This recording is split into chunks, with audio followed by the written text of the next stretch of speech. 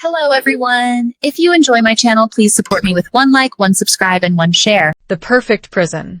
Have you ever felt your voice just vanish? Not because you lost it, but because your brain slammed on the emergency brake right before the sound could leave your mouth, leaving you standing there with your lips parted, eyes wide, and a heart beating so loud you were sure everyone in the room could hear it. Because the words were right there on the tip of your tongue, perfectly formed, grammatically flawless in your head. But the moment you opened your mouth, a wave of pure, cold panic washed over you, and you swallowed them back down, replacing them with a polite, silent smile that felt more like a betrayal of who you really are. If you know that exact feeling, that split second where the pressure to be accurate, to be eloquent, to sound like a native speaker, to not embarrass yourself in front of your colleagues, your friends, or even the barista making your coffee, completely paralyzes you, then you are in the exact right place at the exact right time, because that feeling was my constant companion for years. A shadow that followed me from the moment I stepped off the airplane onto American soil. And I want to tell you a story that isn't just about learning English, but about unlearning the toxic, soul-crushing belief that you have to be perfect before you are allowed to be heard. We're going to go on a slow, deliberate journey together, not to cram vocabulary, but to rewire the very way you think about communication. Because the biggest secret I learned on this chaotic, beautiful, and often humbling journey from a terrified immigrant to a confident speaker, husband and father in the United States, is that the phrase, "I don't know," is not a sign of failure, but the ultimate key to freedom. And if you have ever felt like perfectionism has built a wall between you and the world, locking your authentic voice inside a prison of your own making, then stay with me, because this 90-minute story is going to dismantle that brick wall, word by slow word, and we're going to do it together in the simplest, most painless way possible, because the goal here is not to turn you into a walking dictionary, but to help you find the courage to just be in this language, to exist in it, to stumble, fall, and get back up again, all while understanding that the person on the other side of that conversation is probably not grading your grammar, but actually just wants to connect with you. And the most profound realization I had was that my obsession with getting it right was the very thing that was making me invisible. I had spent years studying for tests, memorizing idioms, and perfecting my accent in the privacy of my bedroom. Yet the first time an American asked me, "How's it going?" I panicked, mumbled something incoherent, and literally walked into a glass door trying to escape the interaction. Because my brain was so busy computing the perfect response. Should I say good or well? Is howdy too informal? Should I ask it back? That I completely lost control of my basic motor functions, and that is when it hit me. I was not learning English to communicate. I was learning English to perform, and performances are terrifying because one wrong move and the whole show falls apart. And the audience, in this case, the entire United States, seems so massive and intimidating, especially when you are navigating a country with a wildly different culture, climate, and social rules, where people smile at you on the street but use words you have never seen in a textbook, where the weather can go from sunny to snowy in 6 hours, and where the political and social systems seem like a giant, complex machine that you are desperately afraid of breaking just by opening your mouth to ask a simple question. I remember standing in the grocery store on my second week in California, staring at the endless rows of cereal boxes, and wanting to ask a store clerk where the bread was, but my brain short-circuited because I was rehearsing the question in my head, "Excuse me, could you please direct me to the aisle containing the bakery products?" Which sounds like a line from a Victorian novel, not a real human asking for a loaf of bread. And by the time I was ready, the clerk had already walked away, and I left the store without bread, feeling a mix of relief and utter defeat, and that small, seemingly insignificant failure was a microcosm of my entire existence in those early months, A constant loop of wanting to speak but choosing silence, wanting to engage but settling for isolation. Because I had convinced myself that it was better to be thought of as the quiet, mysterious foreigner than to open my mouth and prove that I was a fool who didn't know the difference between 15 and 50 in a conversation about money. The science behind this is not just you being shy or bad at languages. It is your brain's primitive survival mechanism mistaking social judgment for a physical threat, triggering a literal fight or flight response where your adrenal glands pump cortisol into your bloodstream. Your prefrontal cortex, the part responsible for language and logic, shuts down and your brain's stem takes over, leaving you with the vocabulary of a preschooler just when you need it most. And the cruel irony is that the more you know, the more you feel you have to lose. So the higher your anxiety climbs because a beginner can make a mistake and laugh it off. But an advanced learner feels the crushing weight of expectation, as if they have already proven they are smart. So any error now is a massive demotion, a public disgrace, which is exactly why perfectionism is the silent killer of language acquisition. Because perfectionism doesn't push you to be better, it pushes you to play it safe, to stick to the sentences you know, to avoid risks, to never stretch your linguistic muscles, and muscles that are not stretched and stressed stay weak and small. So you end up with a massive vocabulary of words you recognize but never use, and a set of grammar rules you can recite but cannot deploy in real time. Because your brain is stuck in a high-stakes game where every word is a point and you are terrified of losing. I have a friend back in my hometown who always said, "It is better to remain silent and be thought a fool than to speak and remove all doubt." And I clung to that quote like a lifeline for the first year of my life in America, letting it justify my social paralysis. Letting it validate the comfort of my own quiet apartment where I could speak English perfectly to my reflection without the risk of a confused look from a real human being. But looking back now, I realize that quote is one of the most dangerous lies we tell ourselves. Because it assumes that others are sitting in judgment of us, that they are waiting for us to fail, which is simply not true. Because most people are far too absorbed in their own lives, their own anxieties, and their own imperfect sentences to care deeply about yours. And the few people who do care about grammatical perfection are usually the ones you don't want to talk to anyway, because they have clearly missed the entire point of human connection, which is messy, spontaneous, and gloriously chaotic.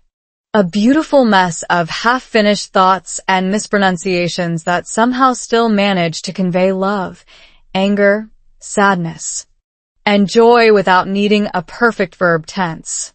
The winter after I arrived, I found myself in a small park in Chicago, shivering in a coat that was not warm enough, watching a group of kids play in the snow, and I listened to them talk, their words slurred and ungrammatical, their sentences full of ain't and gonna and made-up words that would make an English teacher faint, and yet they were communicating flawlessly. They were laughing, fighting, negotiating, and building connections without any of the anxiety that crippled me. And I realized that somewhere along the way, I had forgotten that language is a tool, not a trophy. It is a bridge, not a wall. And I had been so focused on making the bridge look beautiful that I forgot its sole purpose was to let people walk across it, to let me walk across it to the other side, where my new life was waiting for me, where my future wife was probably wondering why the weird foreign guy was staring at a bunch of kids in the snow instead of just going home to get warm. This is why we are starting this slow journey with this specific question. Did perfectionism block your voice? Because if your answer is yes, if you feel that familiar tightening in your chest every time you need to speak, then you and I are the same. And the story I am about to unfold over the next 12 sections is the story of how I went from that frozen, breadless, silent man in the grocery store to someone who can stand in front of a room full of executives and confidently say, "I don't know, but I will find out," without feeling like a failure, how I learned to embrace the stumbling and the fumbling, How I Met My American Wife, not by reciting Shakespeare, but by mangling the order of adjectives in a sentence so badly that she laughed and thought I was adorable. How I am raising my 3 children to be bilingual, but I let them correct my English because it teaches them that their parents are human. And most importantly, how I came to realize that the voice you are trying so desperately to perfect is already more than good enough to be loved, to be successful, and to build a life you are proud of, because language is ultimately just a vessel for your humanity. And your humanity is already perfect in its imperfection. So, take a deep breath right now. Actually do it. Inhale slowly and exhale even slower, because for the next 90 minutes, we're going to practice reading and listening in a way that feels less like a classroom and more like sitting next to a friend who has been through the ringer and came out the other side with a few scars and a lot of funny stories. And I promise you, by the end of this, you're going to look at that little voice in your head that screams, "You're not ready yet," and you're going to smile. Because you finally understand that you have always been ready. You just needed to hear that it is okay to not know. It is okay to be a beginner. It is even okay to sound a little bit silly, because that silly, stumbling sound is the sound of genuine growth. The sound of a soul stretching itself into a new shape, and it is the most beautiful sound in the world. The invisible wall. So there I was, stepping off that massive Boeing 777 at Los Angeles International Airport with 2 overstuffed suitcases that weighed more than I did, a passport that felt like a golden ticket, and a head full of perfectly rehearsed English sentences I had memorized from hours of watching American sitcoms, convinced that I was ready to conquer the new world because I had aced every single English test I had ever taken. I could distinguish between the present perfect and the past perfect in my sleep, and I genuinely believed that the hardest part was already over, that the 14-hour flight was the biggest challenge, and that everything else would just naturally fall into place like it does in the movies. But the moment I walked out of that air-conditioned terminal and into the sprawling, chaotic, sun-drenched parking lot, I realized that the English I had studied so diligently existed only in the sterile pages of textbooks and the closed captions of my television screen, because real American English hit me like a wall of sound, a relentless barrage of slang, contractions, mumbled consonants, and rapid-fire idioms that left my brain scrambling to catch up, and suddenly all those years of perfect grammar felt utterly useless. Like showing up to a sword fight with a beautifully polished but completely blunt piece of metal. Because the man at the rental car counter didn't say, "Good afternoon, sir. How may I assist you today?"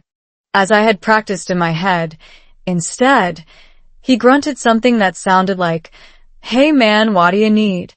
And I just stood there blinking, my mouth opening and closing like a goldfish, because I had no idea what wadia meant.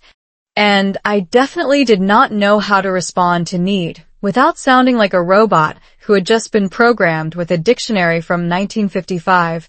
And that was only the beginning of my initiation into the bizarre, beautiful, and bewildering world of American culture.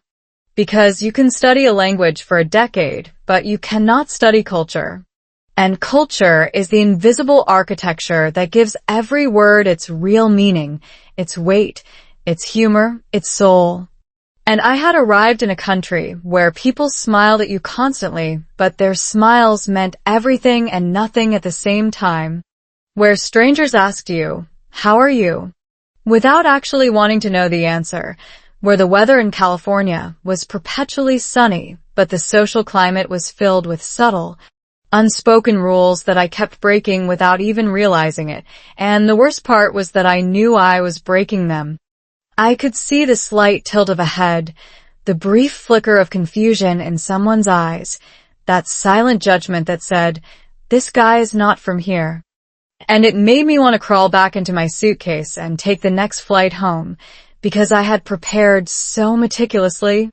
I had read every guidebook. I had studied the history, the politics, the geography. I even knew the names of all the state capitals. But nobody told me that Americans stand 2 feet apart when they talk, or that they expect you to maintain intense eye contact, or they think you are lying, or that tipping is not a suggestion but a moral obligation that will get you silently cursed by every waiter in the city. And I remember walking into my first American diner, so excited to finally use my English in a real setting. And the waitress came over with a warm smile and said, "What can I get for you, hon?"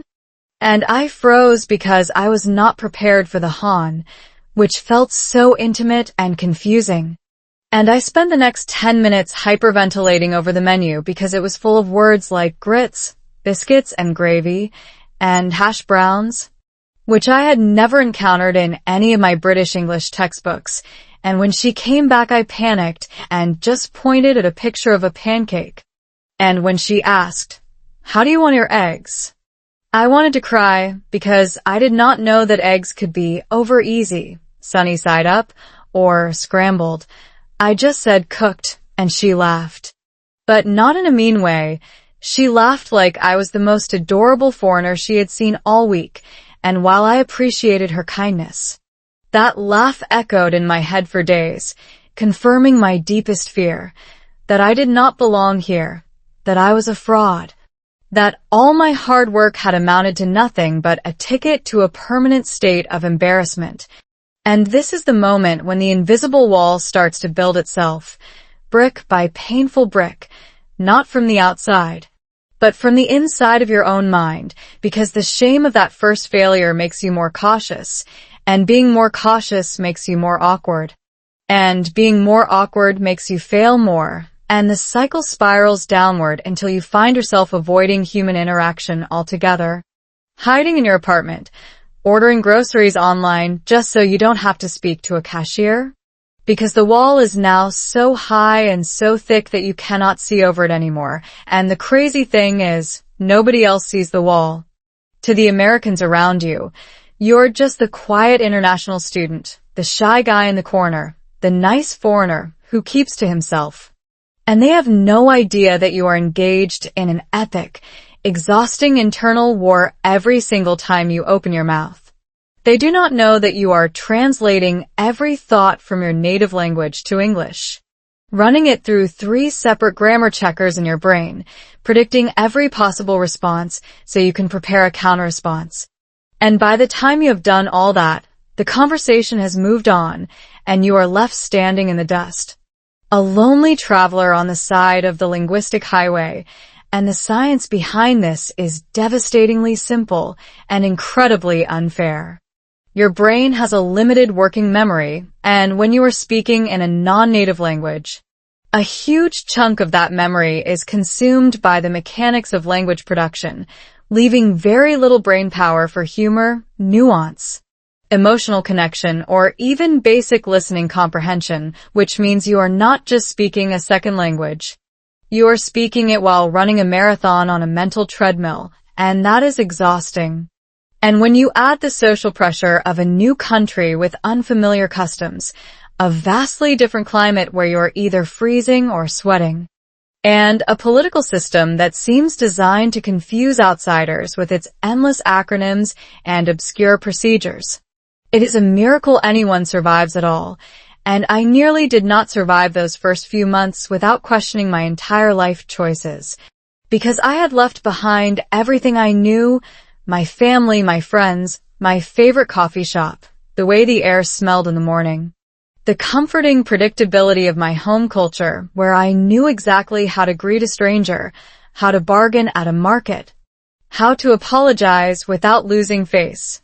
And I had traded it all for a place where I could not even order a decent cup of coffee without stumbling over the word espresso. And the loneliness was crushing, not the loneliness of being alone in a physical sense, because I had roommates and classmates and people who were perfectly nice to me, but the loneliness of being invisible, of being present in a room full of conversations, but unable to participate, of being the person everyone talks about, but never to because they assume you cannot understand them anyway. And I remember one evening in particular, sitting on a park bench in San Francisco, watching the fog roll in over the Golden Gate Bridge. And I felt so profoundly disconnected from everything around me that I actually started talking to myself in English. Just to hear my own voice in this language, to prove to myself that I still existed, that I was still a person with thoughts and feelings and opinions, even if nobody else could hear them. And I realized that the wall I had built was not just keeping others out, it was keeping me in. It was a prison of my own design. And the only person with the key was me, but I did not know how to use it yet. I was still holding that perfect, polished, heavy key in my hand, terrified of inserting it into the lock, because what if it did not work? What if the door opened, and on the other side was more judgment, more failure, more of that paralyzing fear that had become my constant companion? But here is the thing about walls, and this is the beautiful, life-changing truth that I eventually discovered, which we will explore together in the coming sections of this story. Walls are only permanent if you believe they are permanent, and every single brick in that wall was put there by me, by my own perfectionism, my own fear of looking stupid, my own misguided belief that I had to be flawless to be accepted, and the moment I started to question that belief, the moment I started to wonder if maybe, just maybe, being imperfect was actually a strength, not a weakness, the wall began to crumble, slowly, painfully, but undeniably, because the American culture I was so terrified of was actually, at its core, surprisingly forgiving of imperfection, especially linguistic imperfection, because this is a nation of immigrants, built by people who spoke with accents, who stumbled over words, who mixed up their tenses, who said, "I have a dream," with a southern drawl, and "give me liberty or give me death," with a thick Scottish burr. And while the idealized version of English you hear on CNN is polished and pristine, the real, living, breathing English spoken on the streets of New York, the farms of Iowa, and the beaches of California is a magnificent, messy, ever-evolving stew of borrowed words, mispronunciations, and grammatical shortcuts. And the people who speak it are so used to hearing variations of their language that they have developed a kind of built-in translator in their brains, a miraculous ability to understand you even when your accent is thick and your word order is all over the place. And I had been so busy worrying about being perfect that I completely missed the fact that the people around me were not expecting perfection at all. They were expecting connection. They were expecting a human being trying to communicate, and that is all I was, just a human being trying to connect, trying to build a new life in a new country. And the sooner I accepted that my English was a beautiful work in progress, rather than a final exam, the sooner the wall started to feel less like a solid barrier, and more like a flimsy fence that I could easily climb over. And I want you to hold on to that thought as we continue this journey, because in the next section, we're going to dig deep into the specific, toxic mechanisms of perfectionism that keep that wall standing, and I am going to show you exactly how to dismantle them, step by step, word by word, until you finally feel the freedom of speaking without fear, of making mistakes without shame, and of realizing that your voice, exactly as it is right now, is a voice worth hearing. The obsession with perfection. So, you have felt the sting of perfectionism in the grocery store. You have experienced the silent panic of the airport parking lot. And you have stared at that invisible wall that seems to grow taller every time you try to speak. But let us now dissect the monster itself. Let us shine a harsh, unflinching light on this relentless inner critic that whispers in your ear that you are not good enough, that your accent is too thick, that your vocabulary is too basic, that you will never sound like a native speaker, so why even bother trying? Because understanding this enemy is the first and most crucial step to defeating it. And the truth is that perfectionism is not just a harmless personality quirk or a sign of high standards. It is a full-blown psychological defense mechanism, a sophisticated shield your brain constructs to protect you from the terrifying vulnerability of being judged. And while it may seem like it is helping you, like it is pushing you to be better, it is actually holding you back in ways you cannot even imagine. Because perfectionism operates on a simple but devastating logic. If you never try, you can never fail, and if you never speak, you can never make a mistake, and if you never make a mistake, nobody can ever point at you and laugh. Which sounds like a foolproof strategy for survival, except that it comes with the small, inconvenient price tag of your entire identity. Because when you silence yourself to avoid embarrassment, you are not just avoiding embarrassment. You are avoiding connection. You are avoiding love. You are avoiding the messy, glorious, unpredictable adventure of being alive and human in a world that is fundamentally imperfect. And the real kicker, the thing that made me want to throw my grammar book across the room when I finally understood it, is that perfectionism is a moving target, an impossible standard that shifts and changes just as you get close to it.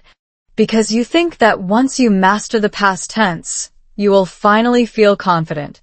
But then you realize you need to master the future perfect continuous, and once you have memorized 3,000 words, you realize that native speakers use 10,000, and once you can understand a slow podcast, you realize that real people speak at warp speed with regional accents and slang you have never heard. And so you chase and chase and chase this elusive, shimmering ideal of perfection, but it is like chasing a rainbow. You can run towards it forever, but it will always stay just out of reach, leaving you exhausted, frustrated, and convinced that the problem is you. That you are just not smart enough, not dedicated enough, not talented enough. When in reality, the problem is not your ability at all. The problem is the standard you have set for yourself, a standard that no human being, not even a native speaker, could ever consistently meet. Because native speakers make mistakes constantly, they misuse words, they mangle idioms, they trip over their own tongues and say the wrong thing at the wrong time, but they do not let it define them, they laugh it off. They correct themselves, they move on because they understand something that we, as language learners, often forget. Language is a living, breathing, fluid thing, not a fixed, rigid system of rules, and the goal is not to master it like a math equation, but to dance with it like a partner who occasionally steps on your toes. I remember spending an entire week obsessing over the difference between fewer and less. Convinced that using the wrong one in conversation would expose me as an uneducated fraud, and I would lie awake at night, mentally rehearsing sentences that used fewer correctly, just so I would be ready when the moment came. But then I started listening carefully to how Americans actually talked, and I realized that even highly educated, articulate Americans use less. When grammar purists would demand fewer, they say less people instead of fewer people. They say, I could care less when they mean I couldn't care less. And they do all of this without their heads exploding, without the grammar police swooping down from the sky to arrest them. And I thought, wait a minute, if they can be so relaxed about their own language, why am I torturing myself over it? Why do I hold myself to a higher standard than the people who were born speaking this language? And the answer, I realized, was that I was terrified of being perceived as less intelligent, less educated, less worthy, because I had internalized this deeply harmful, deeply false belief that the way I spoke was a direct reflection of my value as a human being. That every grammatical error was a visible crack in my armor, a chink that would allow the world to see that I was not as smart as I pretended to be. And this is the insidious trap of perfectionism. It makes you believe that your worth is contingent on your performance, that you have to earn the right to be heard through flawless execution. But the science of human connection tells us exactly the opposite. Because studies in social psychology have repeatedly shown that people who make small mistakes are actually perceived as more likable, more approachable, and more trustworthy than those who appear flawless, a phenomenon known as the pratfall effect, where a blunder humanizes you, makes you relatable, reminds others that you are just as imperfect as they are, and when you think about it, it makes perfect sense. Because nobody wants to be friends with a robot who speaks perfectly but has no soul, no warmth, no vulnerability. They want to connect with someone who is real, someone who stumbles and laughs and says, "Oh, I'm so sorry. My English is terrible today," and then keeps going because that vulnerability is a bridge. An invitation for the other person to lower their own guard and be human with you. I experienced this firsthand at a dinner party during my second month in America, surrounded by a group of American friends who had kindly invited the lonely foreigner to their home, and I spent the first hour saying almost nothing, just nodding and smiling politely while they chatted about topics I barely understood. But then, as we were eating dessert, I tried to compliment the hostess on her delicious cake, and instead of saying, "This is a wonderful cake," I accidentally said, "This is a wonderful cow," and the entire room burst into laughter, including me, because even I could see how ridiculous that mistake was. And instead of feeling mortified and retreating into silence, something strange happened. The laughter broke the tension. It tore down that invisible wall, and suddenly people were talking to me more, asking me where I was from, sharing their own stories of embarrassing mistakes in other languages. And I realized that my moment of imperfection had done more for my social life than 100 perfect sentences ever could, because it made me human. It made me approachable. It made me someone they wanted to know. And that night, I went home and looked at myself in the mirror, and I said, "You have been holding yourself back. You have been hiding behind this desperate need to be flawless. But your flaws are not weaknesses. They are your entry ticket into the human race." And I know that sounds like a cheesy quote from a motivational poster, but it is true. And the evidence is all around you if you just look, because every single person you admire, every great speaker, every charismatic leader, every beloved actor has a collection of hilarious and humiliating linguistic blunders in their past. They have said the wrong word. They have forgotten the right word. They have mangled a phrase so badly that it became a family joke, and they survived. They thrived. Because they understood that perfection is a fantasy, and the pursuit of it is a waste of energy that could be spent on actually living your life. The most liberating realization I had was that nobody is keeping score. There is no cosmic judge sitting in the sky with a clipboard, marking every incorrect preposition and every mispronounced vowel, because people are not listening to you to evaluate your grammar. They're listening to you to understand your thoughts, your feelings, your ideas, and if your grammar is imperfect but your ideas are interesting, they will not care. They will be captivated. They will want to hear more, because language is ultimately a delivery system for meaning. And meaning is what matters, not the packaging it comes in. Think about some of the most powerful speeches in American history, delivered by presidents and civil rights leaders. And listen carefully to the grammar, and you will find plenty of colloquialisms, plenty of sentences that would make an English teacher wince. But nobody remembers the grammar. They remember the passion, the conviction, the hope, the call to action, because those emotions transcend grammar.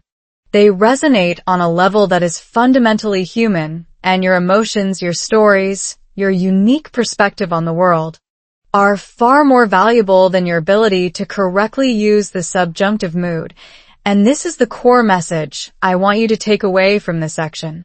The central truth that will guide us through the rest of this journey. You are already more than good enough. Your English, right now, at this very moment, with all its flaws and imperfections and charming accents, is capable of expressing love, anger, sorrow, joy, gratitude, and everything in between, and the only person stopping you from using it is you, because you are the one holding the whip. You are the one demanding perfection. You are the one saying, "Not yet. Wait until you are better. Wait until you have practiced more. Wait until you are ready." But here is the secret that took me years to learn. You will never feel ready. The fear will never fully disappear. You will never reach a point where you are completely comfortable and confident and free from anxiety, because that is not how the human brain works. The brain is wired to protect you, to keep you safe, to avoid risk, and it will always find a reason to be scared if you let it. So you have to stop waiting for the fear to go away and start acting in spite of it. You have to speak even when your hands are shaking, even when your heart is pounding, even when every fiber of your being is screaming at you to be quiet, because courage is not the absence of fear. Courage is speaking even when you are terrified, and the more you do it, the less terrifying it becomes, not because the fear disappears, but because you build evidence that you can survive it. You build evidence that the worst-case scenario rarely happens, and even when it does, you can laugh about it, you can learn from it, you can move on, and I promise you, the freedom on the other side of that fear is so much sweeter than the comfortable cage of silence, so much richer than the safe, predictable world of never making mistakes. In the next section, we're going to explore one of the most powerful and unexpected sources of this wisdom. A tiny teacher who showed me that the path to fluency is paved with glorious mistakes, and his name is Leo, my 3-year-old son, who knew nothing about grammar rules, nothing about perfectionism, and yet spoke English with more confidence and joy than I ever had. The Magic of Imperfection. So, there I was, still nursing the wounds of that dinner party where I had called a cake a cow. Still replaying the scene in my head like a terrible movie I could not stop watching, when I had a revelation that would change everything. And it came from the most unexpected source imaginable, a 3-year-old little boy named Leo, my neighbor's son. A tiny tornado of energy who spoke English with the reckless abandon of someone who had absolutely no idea that grammar rules even existed. And watching him communicate was like watching a masterclass in linguistic fearlessness, because Leo did not care about verb conjugations. He did not worry about prepositions. He did not pause to consider whether he was using the past tense correctly. He just opened his mouth and let the words tumble out in whatever order they pleased, and somehow, miraculously, everyone understood him perfectly. And I remember standing in the hallway of my apartment building, watching Leo explain to his mother that he wanted more cookies now please because my belly is doing a hungry dance. A sentence that was grammatically atrocious, but emotionally crystal clear, and his mother did not correct him. She did not say, actually, Leo, it should be, my belly is dancing because it is hungry. She just laughed, gave him a cookie, and ruffled his hair. Because she understood that the goal was not grammatical perfection. The goal was communication, connection. The simple act of a tiny human expressing a need. And in that moment, I realized that I had been approaching English completely backwards.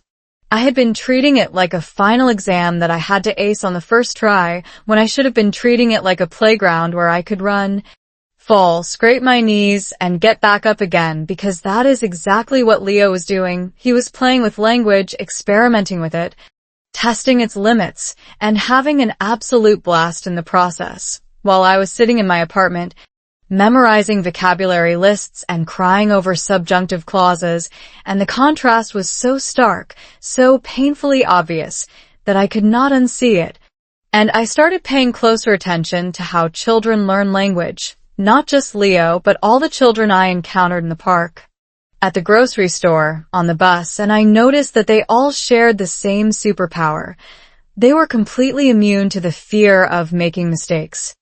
They would say, I runned, instead of I ran, and not even flinch. They would say sheeps instead of sheep and move on with their day.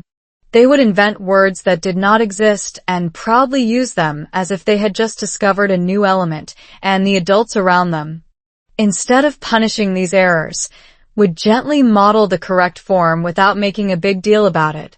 So the children absorbed the correct patterns naturally, organically, without anxiety, without shame, without the crushing weight of perfectionism. And I thought, why can't I do that? Why do I have to be so hard on myself? Why do I treat every mistake like a personal failure when I am essentially doing the same thing as Leo? I am a beginner in this new linguistic world. I am learning, I am growing, I am stumbling. And stumbling is part of the process, not a sign that I am broken. And this is where the science of language acquisition offers us a beautiful, liberating insight. The most effective way to learn a language is not through rigid, error-averse study, but through massive, repeated exposure and communicative practice, where errors are not just tolerated but actually essential.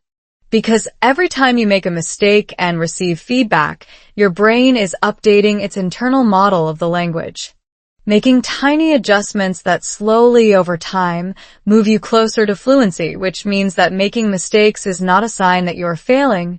It is a sign that your brain is actively working, actively learning, actively rewiring itself to accommodate this new skill.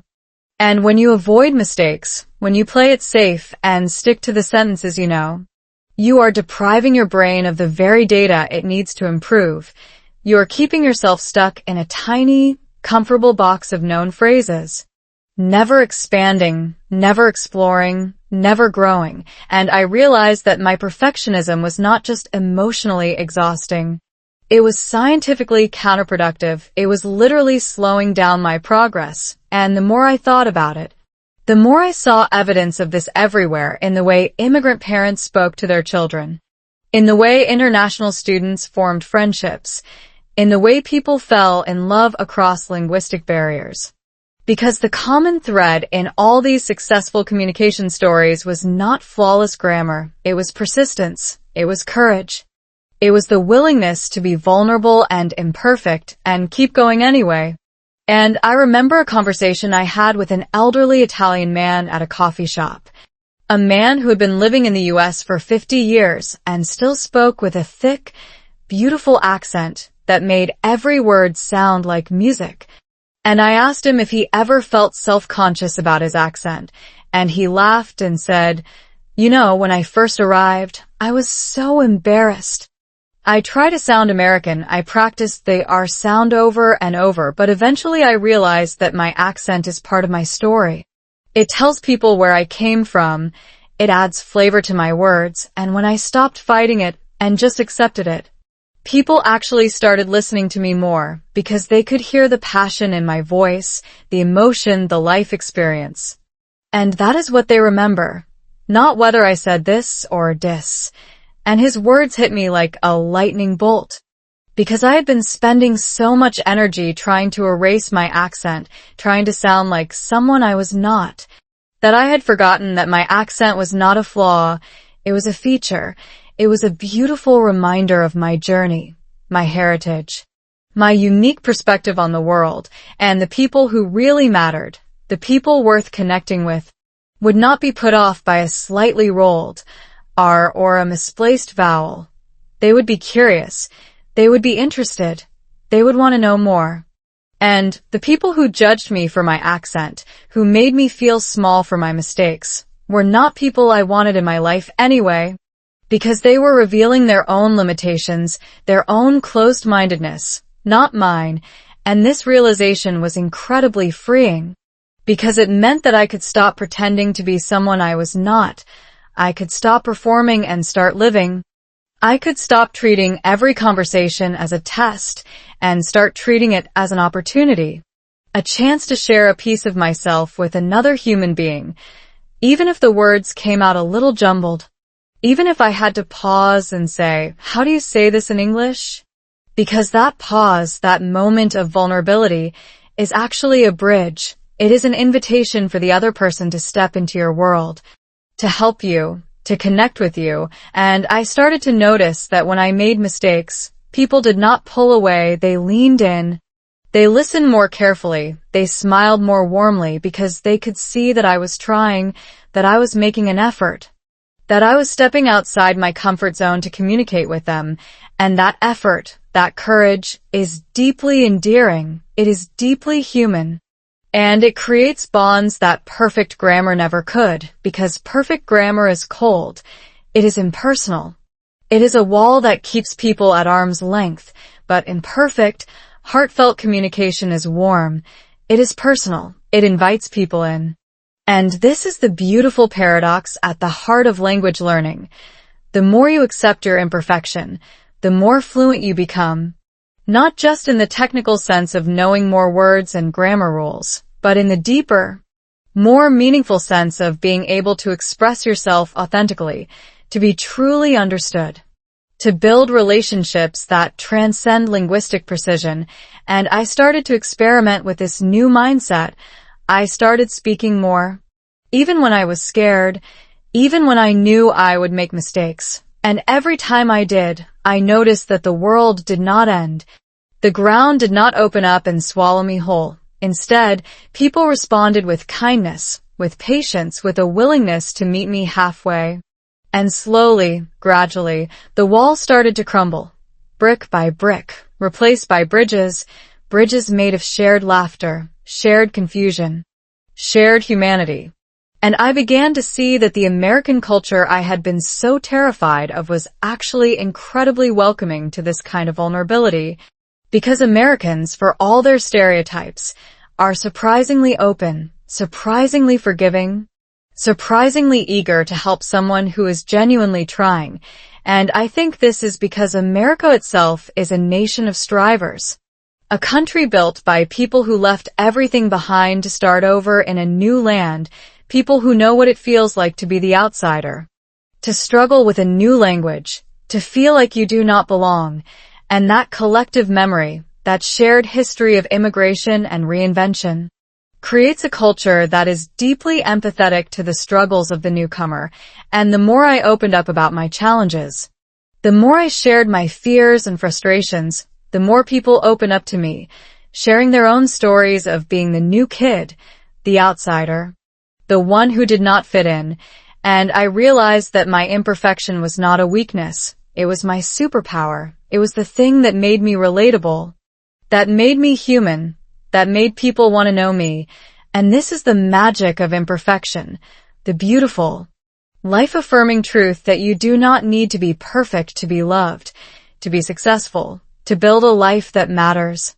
You just need to be brave enough to show up as you are, to speak your truth, to connect with others, and let the words fall where they may.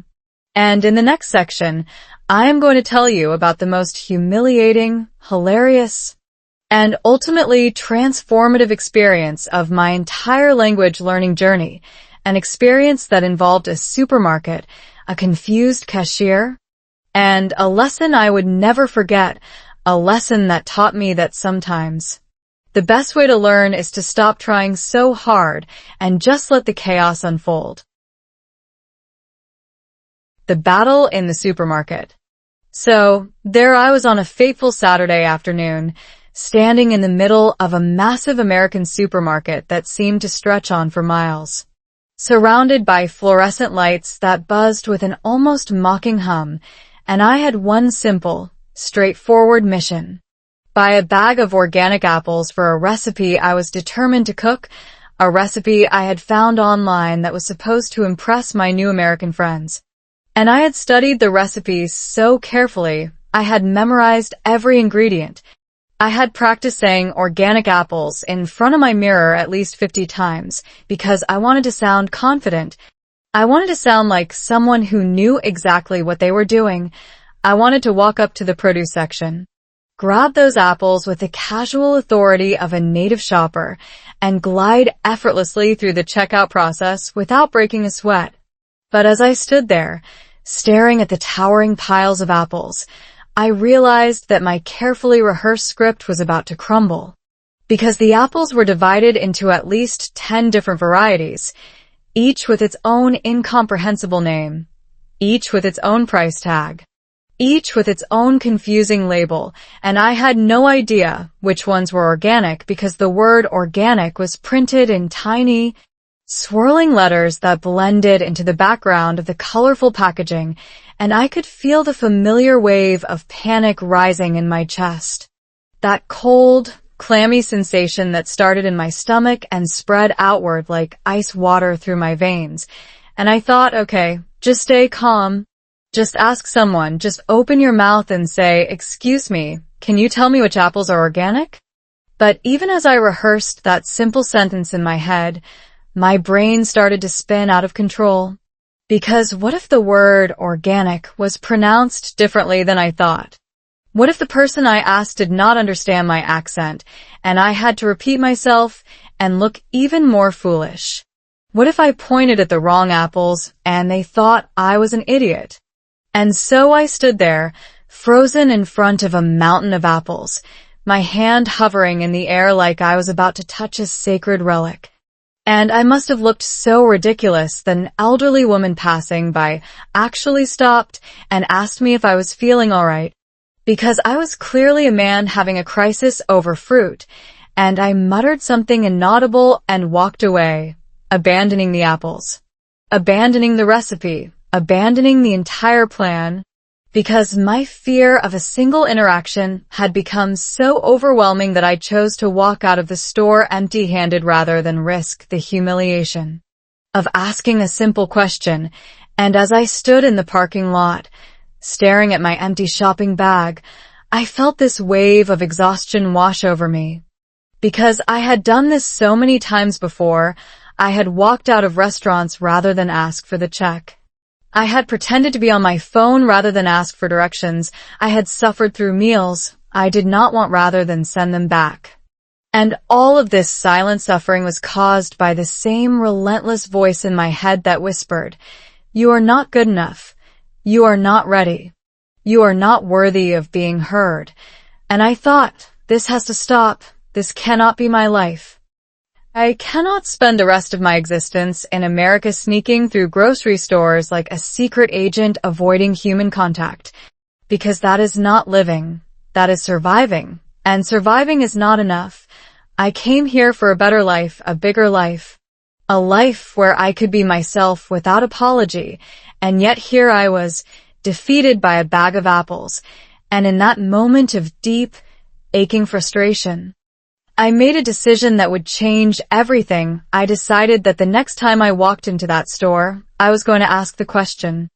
I was going to open my mouth and let the words come out, no matter how imperfect they were, no matter how silly I sounded, because the cost of silence was simply too high, and I was tired of paying it, so I went back inside, my heart pounding so loudly, I was sure everyone could hear it. And I walked straight up to the nearest store employee, a young man with a name tag that said Carlos, and I opened my mouth and I said, "Excuse me, please, I need, the apples that are, how you say, no chemicals?" And Carlos did not laugh. He did not look confused. He did not judge me. He just smiled, nodded, and said, "Oh, you mean organic? They're right over there, let me show you." And he walked me to the correct display. He pointed to the sign that had the word organic in bold letters, and I realized that I had been standing right next to it the entire time. I had been so paralyzed by fear that I had not even seen the sign that was literally 2 feet away from my face. And Carlos, sensing my relief, said, "Don't worry, man, happens all the time. You should see the questions I get. This one lady asked me where the circles were. And it took us 20 minutes to figure out she meant bagels, so you're doing fine." And we both laughed. And that laugh was like a release valve for all the pressure I had been carrying, because in that moment, I realized that I had just done something I thought was impossible. I had asked a question in broken English. I had made mistakes. I had been vulnerable, and the world had not ended. In fact, the world had been surprisingly kind, surprisingly helpful, surprisingly human. And I walked out of that store with my organic apples and a newfound sense of hope. But the real lesson did not hit me until I got home and started thinking about what had happened, because I realized that my brain had done something fascinating. It had magnified the potential consequences of failure to a completely irrational degree. It had convinced me that asking a question was a life-or-death situation, that the stakes were impossibly high, but in reality, the worst-case scenario was that Carlos might have looked confused for a second, and even if he had, so what? Would my life have been over? Would I have been deported? Would I have been banished to a remote island for the crime of bad pronunciation? No, of course not. The worst-case scenario was a brief moment of awkwardness, a fleeting discomfort that would have been forgotten within minutes. And yet my brain had treated it like a nuclear threat, and this is exactly how perfectionism works. It takes a tiny, insignificant risk and blows it up into a catastrophic disaster. It makes you believe that one mistake will ruin your reputation forever. That one wrong word will define you for the rest of your life. And because you believe that, you play it safe, you stay silent. You shrink yourself down to avoid being noticed. And I realized that if I wanted to truly learn English, if I wanted to truly become fluent, I had to retrain my brain to see these situations differently. I had to consciously, deliberately, repeatedly expose myself to the very thing I feared most, because that is how you defeat fear. You do not wait for it to go away. You do not try to think your way out of it. You face it head on. You walk into the fear, and you let it wash over you until you realize that it is just a feeling, and feelings cannot hurt you. They are just chemical reactions in your body. They're just signals, and you can learn to tolerate them. You can learn to say, okay, I am scared, but I'm going to do this anyway, because courage is not the absence of fear. It is the willingness to act in the presence of fear. And the more you practice acting in the presence of fear, the more your brain learns that the fear signal is not an emergency. It is just noise. It is just your brain being overprotective, and you can override it with conscious intention. And this is not just motivational nonsense. This is backed by neuroscience because the fear response is controlled by the amygdala, a small, almond-shaped cluster of neurons in your brain that acts like an alarm system. And when you repeatedly expose yourself to a feared situation and nothing bad happens, your amygdala slowly, gradually, learns to quiet down. It learns that the situation is not actually dangerous, and over time, the alarm stops sounding, or at least it becomes much quieter. And you can think clearly, you can access your vocabulary, you can speak without your voice shaking, and this is the beautiful, powerful science behind exposure therapy, which is the gold standard treatment for phobias and anxiety. And while I was not in therapy, I was essentially doing exposure therapy on myself, one embarrassing interaction at a time, one grocery store trip at a time, one awkward question at a time, and slowly, incrementally, I started to notice changes. I started to feel less terrified. I started to speak without rehearsing every word. I started to make mistakes and laugh instead of cry. And I realized that the secret to fluency was not better vocabulary or better grammar. It was simply this: the willingness to be uncomfortable, the willingness to look foolish, the willingness to say, I don't know, and ask for help, because the moment you say, I don't know, you are not admitting defeat. You are actually opening the door to learning. You are inviting the other person to teach you, to share their knowledge, to connect with you, and that connection is so much more valuable than the illusion of perfect competence. And I want to tell you, the next time you find yourself frozen in fear at the grocery store or the post office or the bank, or any of the countless places where you might need to speak English, just remember my story. Remember the man who had a breakdown over apples, and give yourself permission to be imperfect. Give yourself permission to stumble. Give yourself permission to say, excuse me, I'm sorry. I'm still learning, because those words are not a weakness. They are a strength. They are a sign that you are brave enough to try, brave enough to engage, brave enough to live your life fully. And trust me, the people you encounter will not judge you as harshly as you judge yourself. They will see your effort. They will admire your courage. And they will want to help you succeed, because most people are good, most people are kind, and the few who are not, the few who would sneer at your accent or mock your mistakes, are simply not worth your energy. So let them go. Let their judgment wash over you like water off a duck's back, and focus on the people who see you, who hear you, who appreciate you for exactly who you are. And in the next section, I am going to introduce you to someone who taught me this lesson more powerfully than anyone else. Someone who did not speak perfect English, but spoke it with such warmth, such humor, such fearless authenticity, that everyone who met him fell in love with him instantly. and his name was Miguel, the plumber who changed my life. The plumber who broke the barrier. So, there I was, riding the high of my supermarket victory, feeling like I had just conquered Mount Everest because I had asked a stranger about apples. And I was so proud of myself that I decided to tackle another challenge, because if I could ask about organic produce, surely I could call a plumber to fix the leaky faucet in my apartment that had been dripping relentlessly for 3 weeks. A drip that had become the soundtrack of my sleepless nights, a drip that was slowly driving me insane. But I had been putting off the call because the thought of explaining a plumbing problem over the phone in English was absolutely terrifying. Because on the phone, you cannot use hand gestures, you cannot point at things, you cannot rely on facial expressions. You are completely alone with your voice and your vocabulary, and my vocabulary did not include words like washer, pipe, joint, or plunger. And I was convinced that I would call, mumble something incomprehensible, and the plumber would show up with the wrong tools and charge me a fortune, and I would be too embarrassed to say anything. So I just let the drip continue. Drip, drip, drip, hour after hour, day after day, until my roommate finally said, "Dude, you have to call someone. I can't take this anymore. It's like living inside a horror movie." And so, with a trembling hand and a dry mouth, I dialed the number. And a woman answered with a cheerful, "Hello, this is A1 Plumbing. How can I help you?" And I opened my mouth and said, "Hello, yes, I have a water."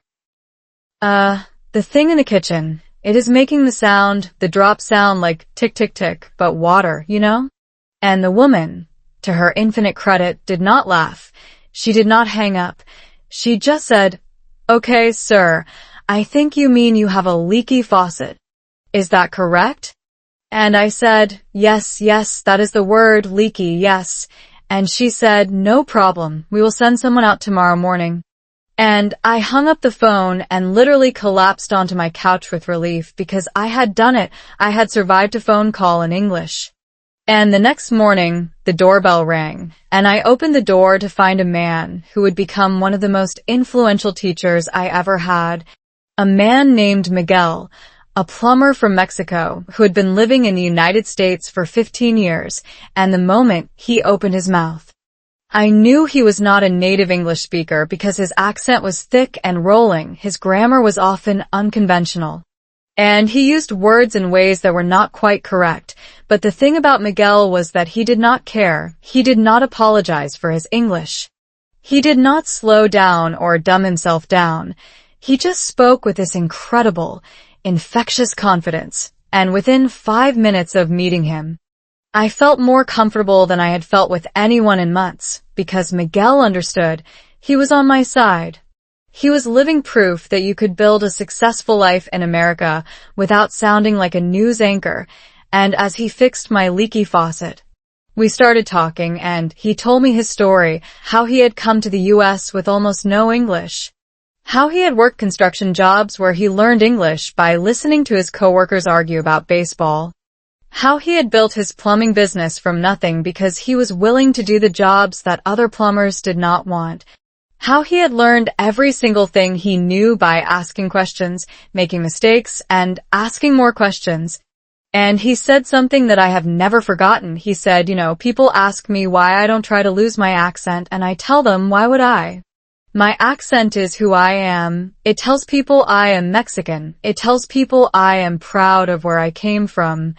And if someone is too busy judging my accent to hear what I am saying, that is their problem, not mine.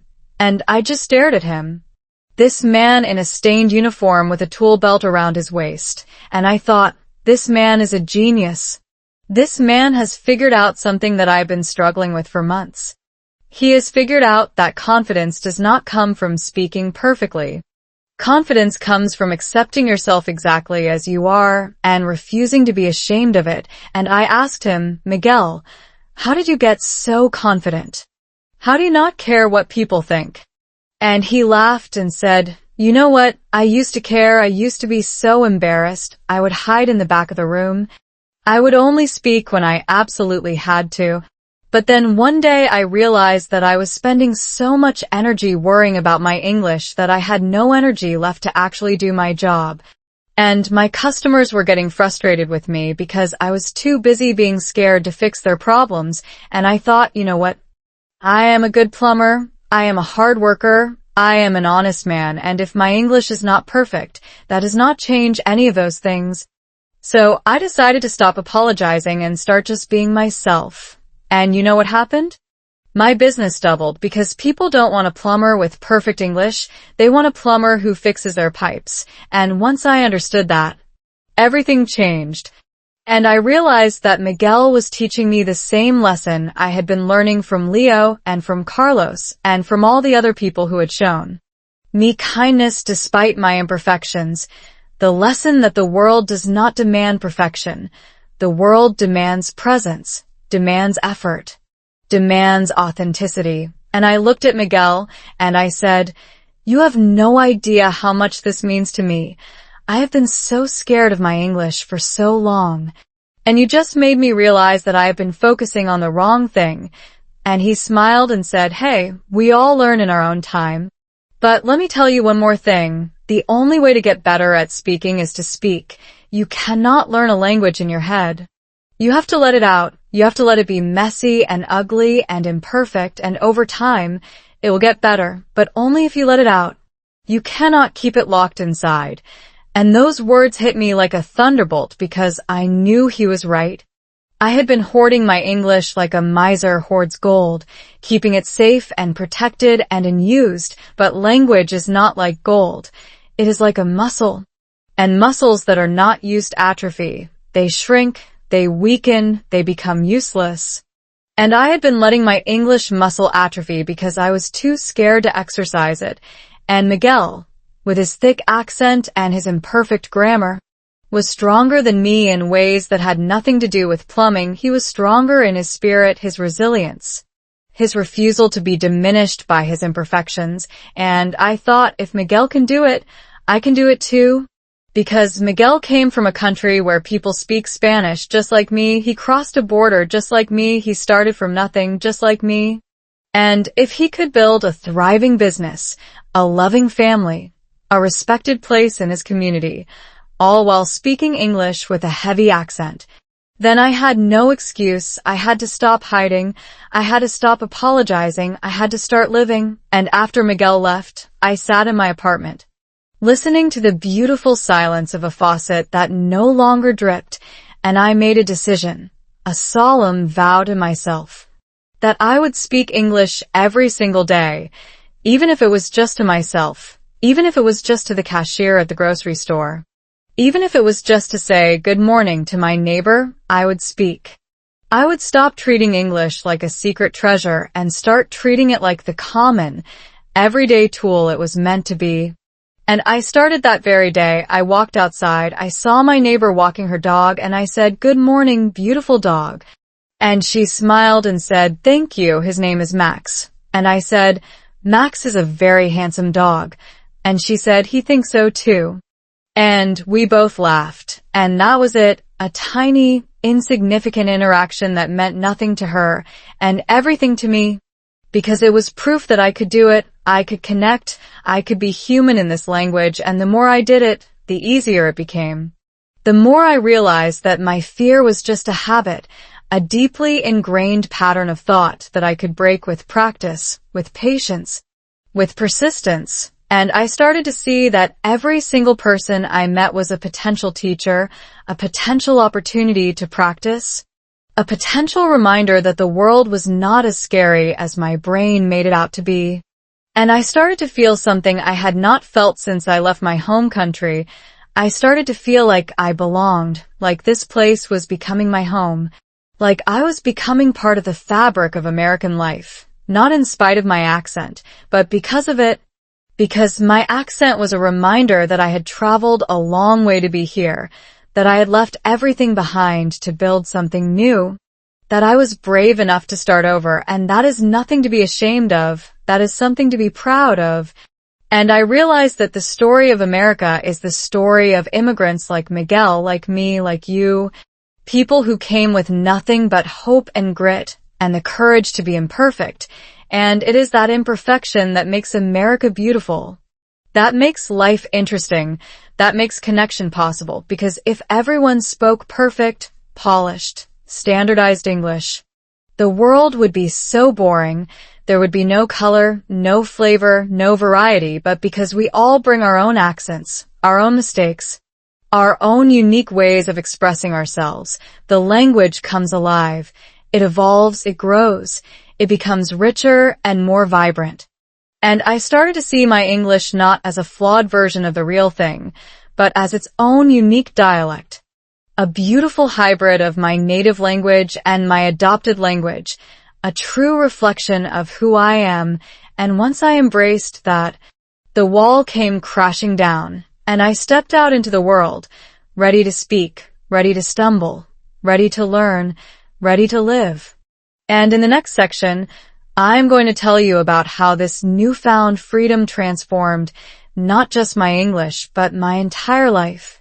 How it opened the door to love, to friendship, to a career, to a family, and how the simple act of saying, "I don't know," became the most powerful phrase in my vocabulary, the key that unlocked everything I had been searching for. The Corporate Whirlwind.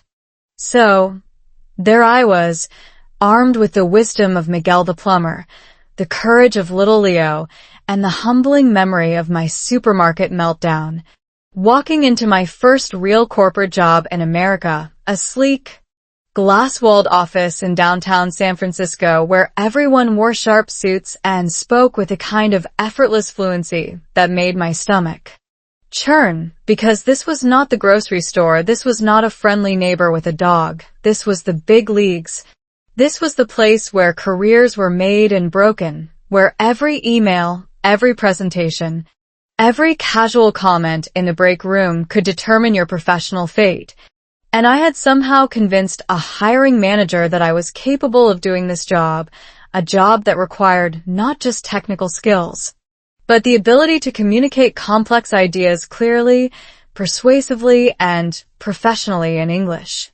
And I remember my first team meeting like it was yesterday, sitting around a massive conference table with 12 people who all seemed to know exactly what they were doing, using jargon that flew over my head like a flock of confused birds, and when my turn came to share my thoughts on the project, I opened my mouth and nothing came out, or rather, something came out, but it was not the eloquent, insightful commentary I had rehearsed in my head.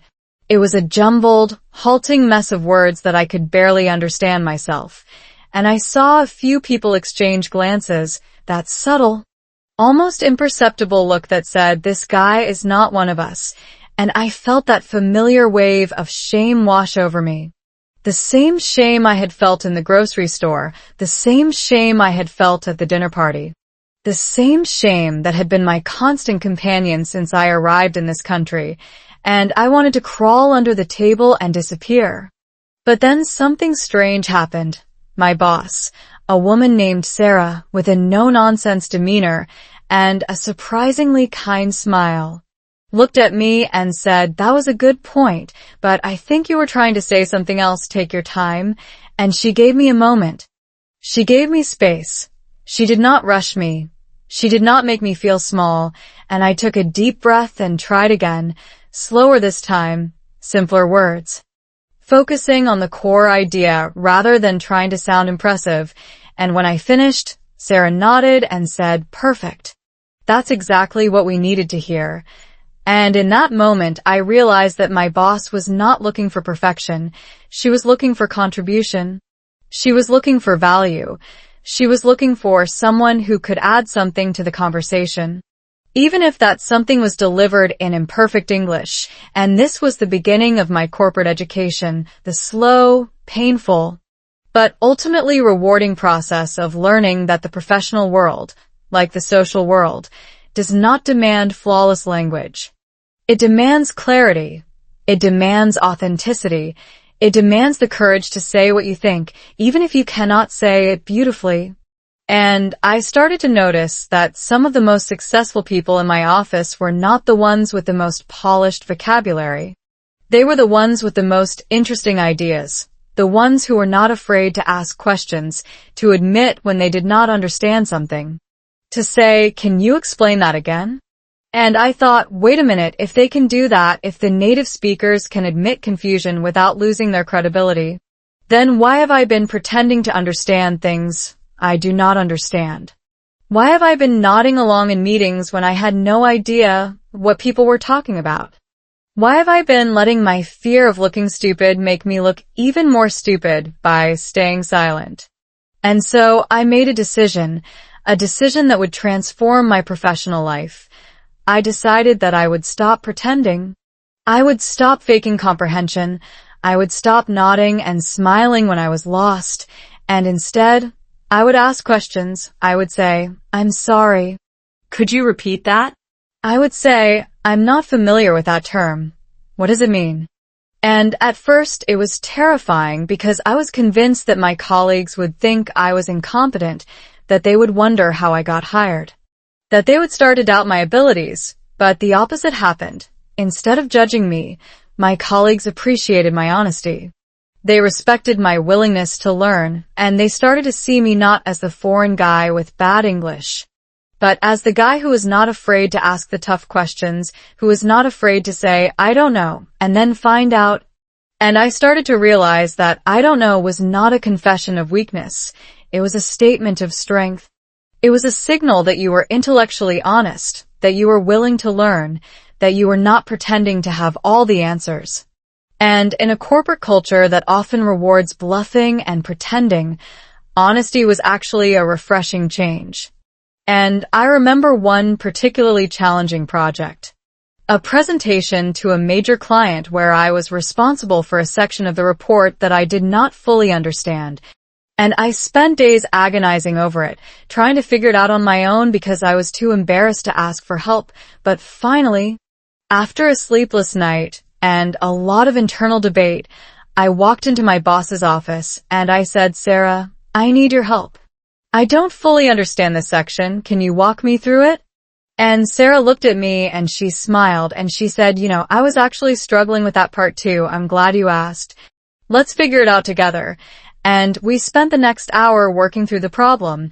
And not only did I learn what I needed to know, but we built a stronger working relationship because I had shown vulnerability, I had shown trust, and she had responded with generosity. And when the presentation came, I delivered my section with confidence, not because I was a perfect English speaker, but because I actually understood what I was talking about, and the client was impressed, not by my grammar, but by my knowledge. And I walked out of that meeting room feeling like a different person, because I had proven to myself that I could succeed in this environment, that I could be a valuable member of the team, not in spite of my imperfections, but because of the honesty and humility they forced me to develop. And I started to see that the corporate world, for all its focus on professionalism, was actually full of people who felt insecure, who felt like imposters, who were terrified of being exposed as frauds. And I was not alone in my fear.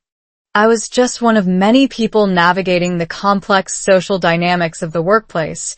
And the difference was that I had been given a gift, the gift of being an outsider, which meant I could see the system more clearly than people who had been inside it their whole lives.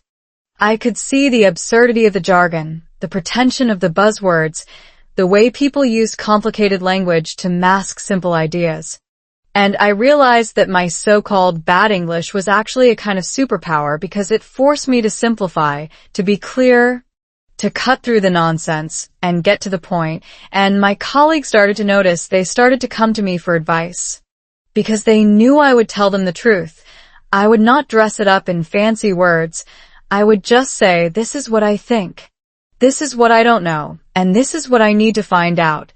And that clarity was so valuable that my accent, my grammar mistakes, my occasional mispronunciations became completely irrelevant because people were not listening to how I spoke. They were listening to what I said.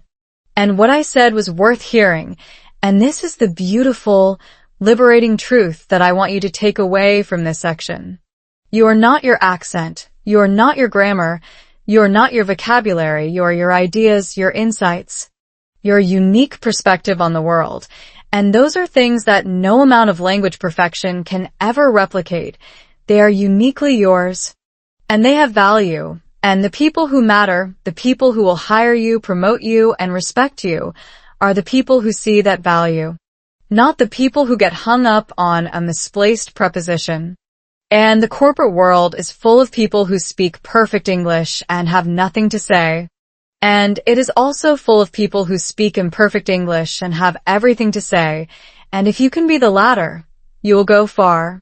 Because the world is starving for authenticity, starving for honesty, starving for people who are brave enough to say, I don't know, and then go find the answer. And that is a skill that transcends language. It is a skill that defines leadership, defines character, defines success. And I started to see my journey not as a struggle to learn English, but as a journey to become a more honest, more authentic, more courageous version of myself. And English was just the vehicle for that transformation, the tool I used to express the person I was becoming. And as I grew more comfortable in my corporate skin, I started to take on more challenges. To volunteer for presentations, to lead meetings, to mentor new employees, and every time I succeeded, my confidence grew, and every time I failed, I learned something new, and slowly, steadily, I built a reputation as someone who was reliable, someone who was honest, someone who got things done. And my accent did not hold me back. My grammar mistakes did not hold me back. The only thing that had ever held me back was my own fear. My own perfectionism, my own refusal to accept that I was good enough just as I was. And once I let go of that, once I embraced my imperfection, the whole world opened up, and I started to see possibilities that I had never imagined. And one of those possibilities was something I never expected, something that would change my life in ways I could not have predicted.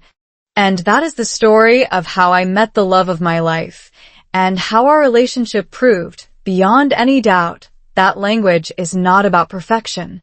It is about connection, and the connection I found with her was deeper and more meaningful than any perfectly constructed sentence I had ever spoken. Love beyond language. So there I was, riding the professional high of my corporate transformation, feeling like I had finally cracked the code of American workplace culture, when life decided to throw me the most unexpected curveball of all. A curveball that would completely redefine everything I thought I knew about communication, connection, and the true meaning of fluency. Because on a rainy Tuesday evening in late October, I walked into a small, dimly lit coffee shop in the Mission District of San Francisco.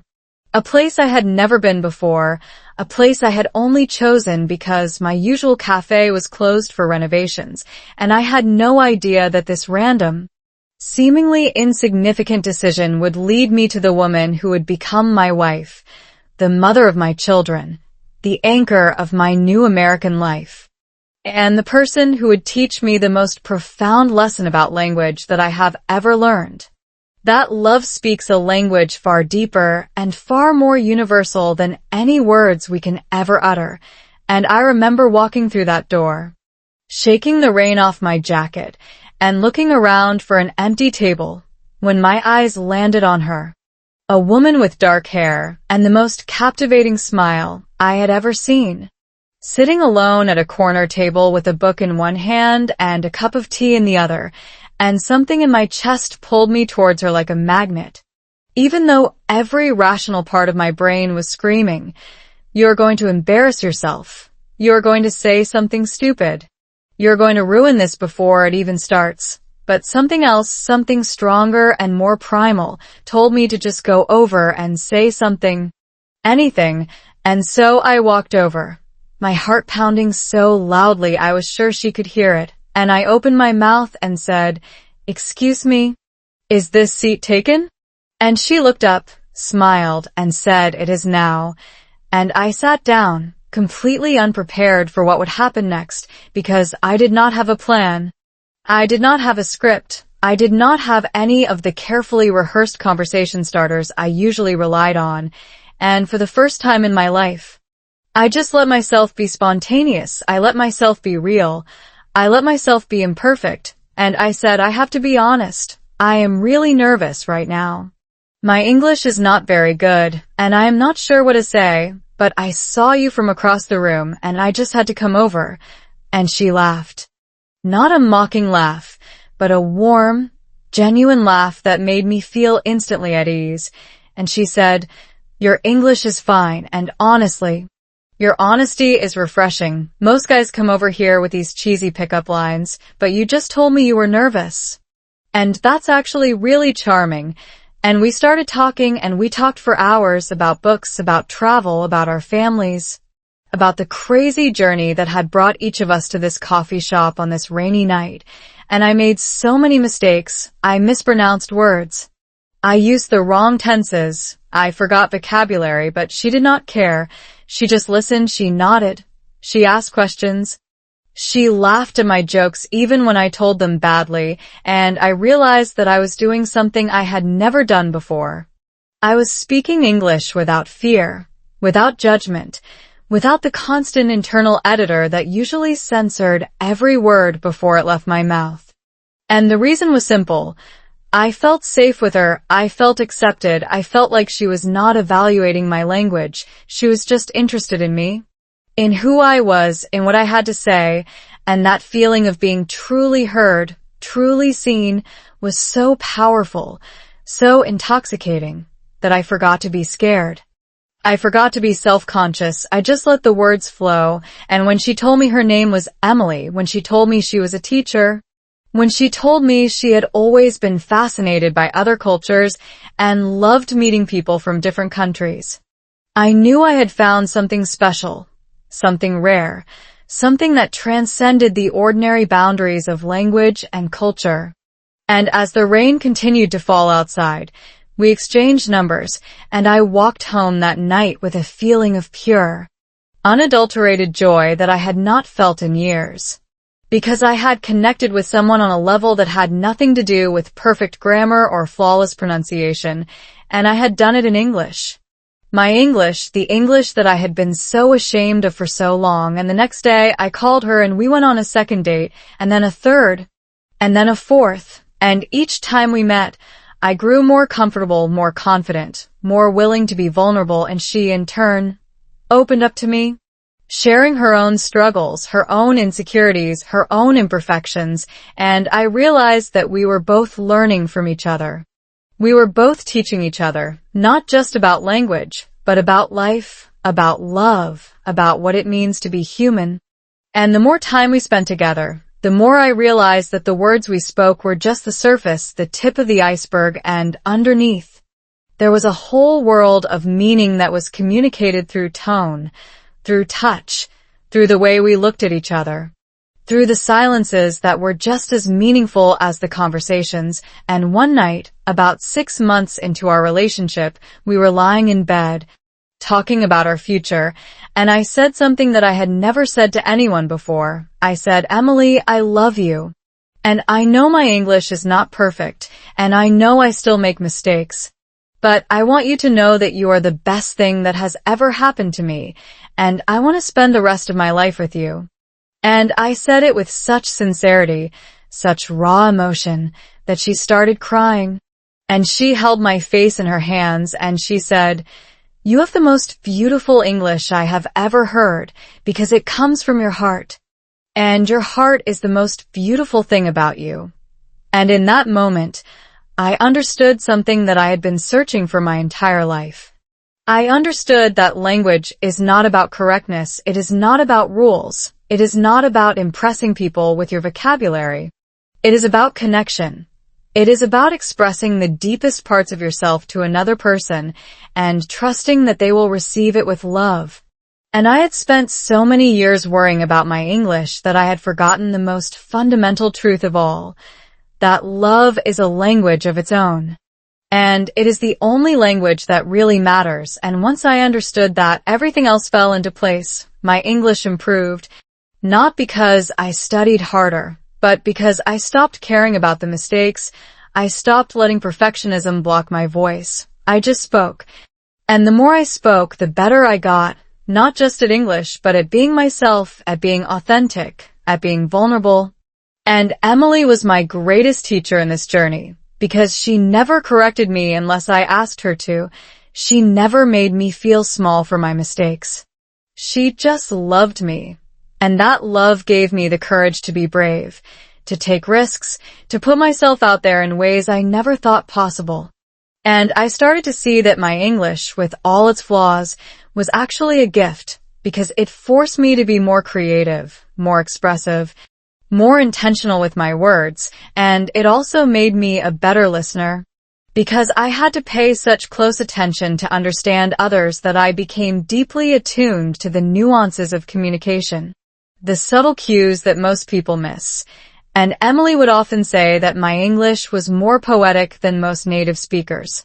Because I chose my words so carefully, I thought about each one before I said it, and that thoughtfulness, that intentionality, made my words carry more weight, more meaning, more beauty, and I started to realize that the very thing I had been trying to eliminate, my accent, my mistakes, my unconventional word choices, were actually the things that made my English unique, that made it mine, that made it memorable. And I thought back to all the years I had spent trying to sound like a native speaker, trying to erase my identity, trying to become someone I was not. And I felt such a profound sense of loss for all that wasted time, all that wasted energy. But I also felt a profound sense of gratitude for the journey, because without that struggle, I would not have learned the most important lesson of my life, that you do not need to be perfect to be loved. You do not need to be flawless to be worthy. You just need to be real. You just need to be you. And the people who are meant to be in your life will see that. They will love you for it. They will cherish you for it. And they will not care about your accent. They will care about your heart. And the beautiful, miraculous truth is that love does not require translation. It does not require perfect grammar. It does not require any words at all. Because love is felt. Love is experienced. Love is the invisible thread that connects two souls across any distance, any language barrier, any obstacle. And I had found that love. I had found my soulmate in a coffee shop on a rainy night, because I had been brave enough to say hello in imperfect English, brave enough to be honest about my nerves, brave enough to let myself be seen. And that bravery, that willingness to be vulnerable, was the most attractive thing I could have done. Because Emily later told me that what drew her to me was not my looks or my charm, but my courage, my willingness to step into the unknown, to risk rejection, to be open and honest and real. And she said that my honesty made her feel safe, made her feel like she could be herself around me. And that is the foundation of our relationship, that mutual vulnerability, that shared commitment to authenticity. And as I sit here today, married to that beautiful woman, with 3 children who are growing up bilingual, who switch between languages like it is the most natural thing in the world, I look back at that scared, silent man in the grocery store, and I feel so much compassion for him because he had no idea how close he was to freedom. He had no idea that the very thing he was running from was the door to everything he wanted. And I want to tell you, whoever you are, wherever you are on your own language journey, that the door is waiting for you too. It is right there in front of you. And all you have to do is walk through it. All you have to do is open your mouth and speak, even if it is messy, even if it is imperfect, even if it feels like the hardest thing you have ever done, because on the other side of that fear, there is love. There is connection. There is a life that is richer and more beautiful than anything you can imagine. And in the next section, I'm going to tell you about the beautiful, chaotic, joyful reality of building a family in a bilingual home, and how my children became my most patient and loving teachers, showing me every day that the most important lessons in life are not taught, they are lived. The end of silence. So, there I was, basking in the glow of a love story that had defied all my expectations, married to the most incredible woman I had ever met, living in a beautiful little house in a quiet suburban neighborhood with a white picket fence that felt almost too perfect to be real, and yet, amidst all this joy, I was about to face my greatest challenge yet. A challenge that would push me to the very limits of my linguistic abilities and teach me lessons I could never have learned any other way. Because Emily and I decided that we wanted to have children, we wanted to build a family, we wanted to create a home where two languages, two cultures, two worlds could coexist in harmony. And when our first son, Matteo, was born, I held him in my arms and I made a promise to him. A promise that I would speak to him in both English and Spanish, that I would give him the gift of bilingualism, that I would raise him to be a citizen of the world. But I had no idea how much this tiny, helpless infant would end up teaching me. Not just about language, but about patience, about resilience, about the pure, unfiltered joy of learning without shame. Because watching a child learn to speak is like watching a miracle unfold in slow motion every single day, and I started to notice that Matteo, just like little Leo from my apartment building, had absolutely no fear of making mistakes. He would babble, he would garble, he would invent words that had no meaning, and he would do it all with the most radiant smile on his face, completely unbothered by the fact that he was doing it wrong. Because in his world, there was no wrong, there was only trying, only experimenting, only the sheer delight of making sounds and seeing what happened. And I thought, why can't I be more like him? Why do I still get so anxious when I have to speak in a meeting or make a phone call? Why do I still feel that familiar knot in my stomach when I have to order coffee in English? And I realized that the answer was simple. I had been socialized out of my fearlessness. I had been taught that mistakes were bad, that errors were shameful, that perfection was the only acceptable standard, and Matteo, bless his innocent heart, had never been taught any of that. He was still in the beautiful, golden age of learning where every attempt was a victory, every stumble was progress. Every wrong word was a step closer to the right one, and I started to pay closer attention to how he learned, and I noticed something fascinating. He never studied grammar, he never memorized vocabulary lists, he never did drills or flashcards, he just listened, he just absorbed, he just tried. And every time he made a mistake, he learned from it, not because someone corrected him, but because he could see the difference between what he said and what others said, and his brain would naturally, effortlessly adjust. And this is the secret that scientists have been studying for decades, the incredible, awe-inspiring capacity of the human brain to acquire language through exposure and practice, not through rigid instruction. And I thought, if a 3-year-old can do this, if a 3-year-old can learn English and Spanish simultaneously without any anxiety, without any self-consciousness, then surely I can too. Surely I can stop treating English like a subject to be mastered and start treating it like a skill to be lived. And so I made a pact with myself, a pact inspired by my son, that I would speak English every single day, even when I was scared, even when I felt foolish, even when I knew I would make mistakes, and I would do it with the same joyful, fearless spirit that Matteo brought to everything he did. And it was not easy, because I had years of conditioning to overcome, years of shame and fear and self-doubt. But every time I felt that familiar wave of panic, I would look at Matteo, I would remember his courage, his persistence, his boundless optimism, and I would push through, and slowly, gradually, the fear started to lose its grip on me. Because I realized that the stakes were not as high as I had imagined, that the consequences of a mistake were almost always trivial, that the world did not end when I mispronounced a word or used the wrong preposition, and I started to relax. I started to enjoy the process. I started to see English not as a hurdle to be overcome, but as a playground to be explored. And the most beautiful part of this journey was that my children became my teachers because they would correct me in the most gentle, innocent ways. Mateo would say, "Daddy, it's not I eated, it's I ate." And I would laugh and say, "Thank you, buddy, you're right." And he would beam with pride because he had taught me something, and I realized that this was the healthiest, most natural way to learn. Not through shame and correction, but through collaboration and mutual respect. And Emily would watch all of this with a smile. And she would say, "You know, I never thought I would fall in love with a man who learns English from his own children. But here we are." And I would laugh and say, "They are the best teachers I have ever had."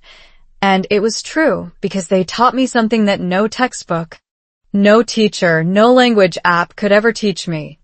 They taught me that language is not about being right. It is about being connected. It is about sharing. It is about love. And when I speak to my children in English, I am not just teaching them a language. I am giving them a piece of myself. I am showing them that their father is brave enough to be imperfect, that their father is not afraid to make mistakes, that their father values the effort over the outcome. And I hope that this lesson will stay with them for the rest of their lives, that they will grow up knowing that it is okay to be imperfect, that it is okay to be learning, that it is okay to say, "I don't know," because that is the beginning of wisdom, not the end of it. And I think about all the parents around the world who are raising bilingual children, who are navigating the beautiful, chaotic, messy reality of multilingual households, and I feel such a deep sense of kinship with them because we are all doing the same thing. We are all building bridges. We are all creating connections. We are all showing our children that the world is bigger than one language, one culture, one way of being, and that is a gift that will last them a lifetime. And as my family grew, as we welcomed a second son, Lucas, and then a daughter, Sophia, our home became a vibrant, noisy, beautiful blend of languages, where English and Spanish mixed and mingled in ways that were uniquely ours, where we created words that had no translation, where we laughed at our own mistakes and celebrated our small victories.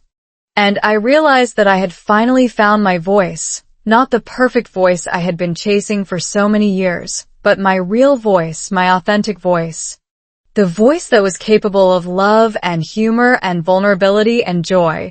And it was not a voice that spoke perfect English.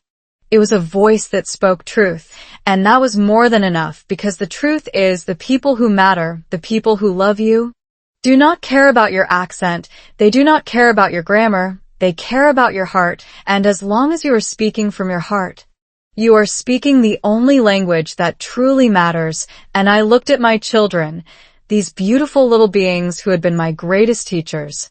And I thought about all the lessons they had given me, the most important of which was this, that the goal of language is not perfection. It is connection. And as long as you are connecting, you are succeeding. And I thought about all the years I had wasted, all the opportunities one had missed, all the relationships I had avoided because I was too scared to speak, too scared to be imperfect, too scared to be real. And I felt a profound sense of gratitude that I had finally learned this lesson, that I had finally broken free from the prison of perfectionism, that I had finally given myself permission to be human, and I knew, with absolute certainty, that the journey was not over, that there would always be new challenges, new words to learn, new situations to navigate.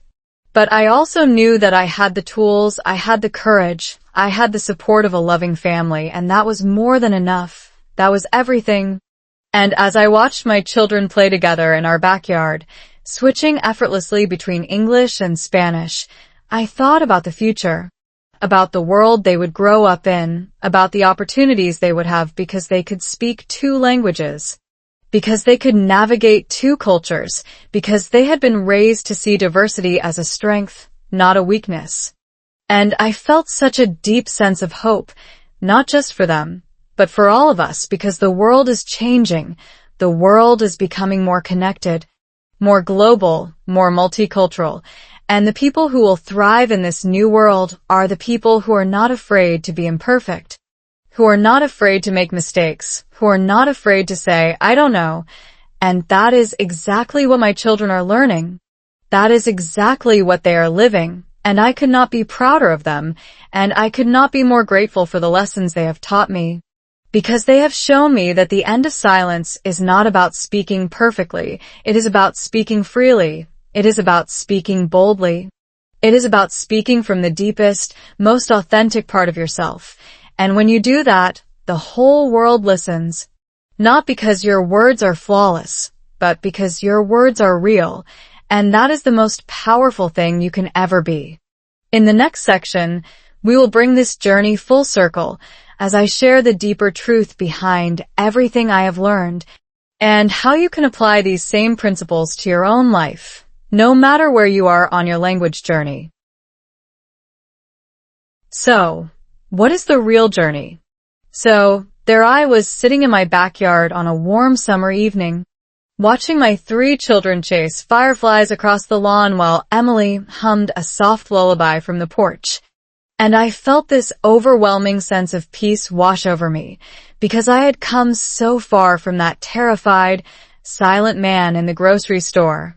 So far from the perfectionist who could not even ask for bread, and I started to reflect on everything I had learned, everything I had experienced, everything I had overcome, and I realized that the real journey was never about learning English at all. It was about learning to be myself, learning to accept my imperfections, learning to trust that I was enough exactly as I was. And I thought about all the people who had helped me along the way: Leo the fearless toddler, Carlos the kind cashier, Miguel the wise plumber, Sarah my patient boss, Emily my loving wife, and my beautiful children who had become my most unexpected teachers. And I realized that every single one of them had shown me the same truth in different ways.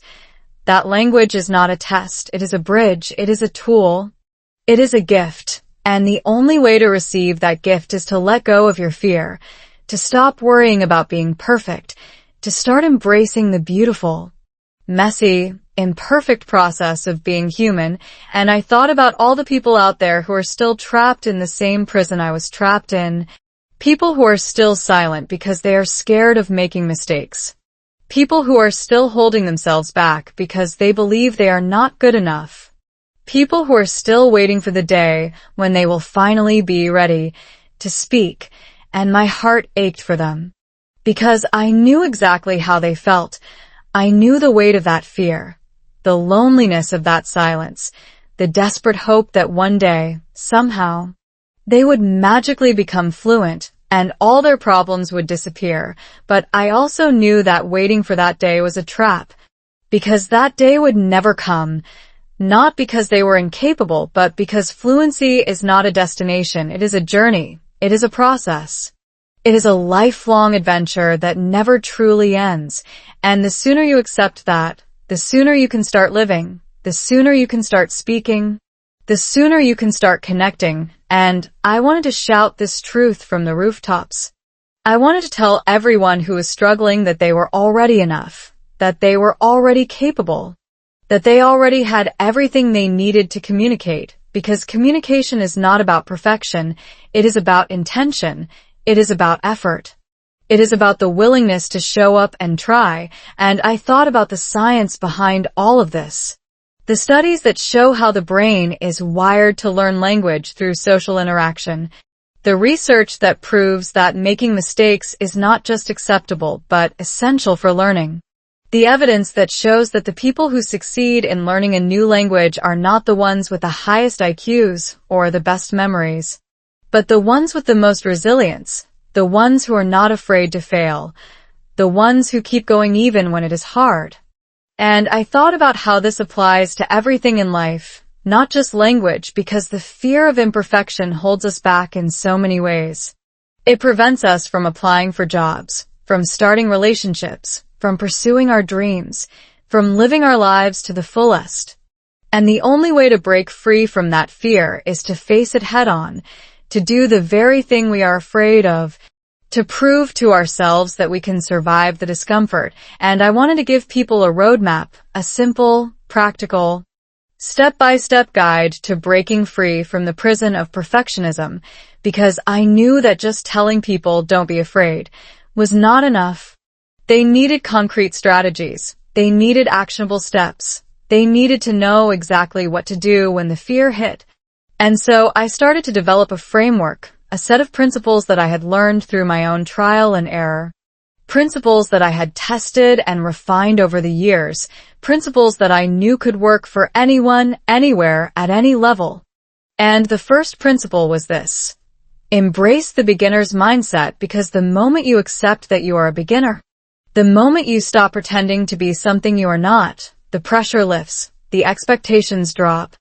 And you can start learning with the same joyful curiosity as a child, because children do not care about looking stupid. They care about learning. They care about exploring. They care about growing. And if you can adopt that same mindset, you will be amazed at how quickly you progress. And the second principle was this: practice in low-stakes environments first, because you do not need to start by giving a presentation to the board of directors. You can start by talking to yourself in the mirror, by narrating your daily activities out loud, by having conversations with your pet, by practicing with a patient friend or a language partner who will not judge you, because the goal is to build confidence gradually, to prove to your brain that speaking English is not a life or death situation, to create a foundation of positive experiences that will give you the courage to tackle harder challenges. And the third principle was this: redefine success, because if you measure success by whether you made a mistake or not, you will never feel successful. But if you measure success by whether you tried, whether you showed up, whether you were brave enough to speak, then every single attempt is a victory, no matter how imperfect. And this reframing is so powerful. It changes everything, because it takes the focus off the outcome and puts it on the effort. It takes the focus off the fear and puts it on the courage. It takes the focus off the mistakes and puts it on the growth.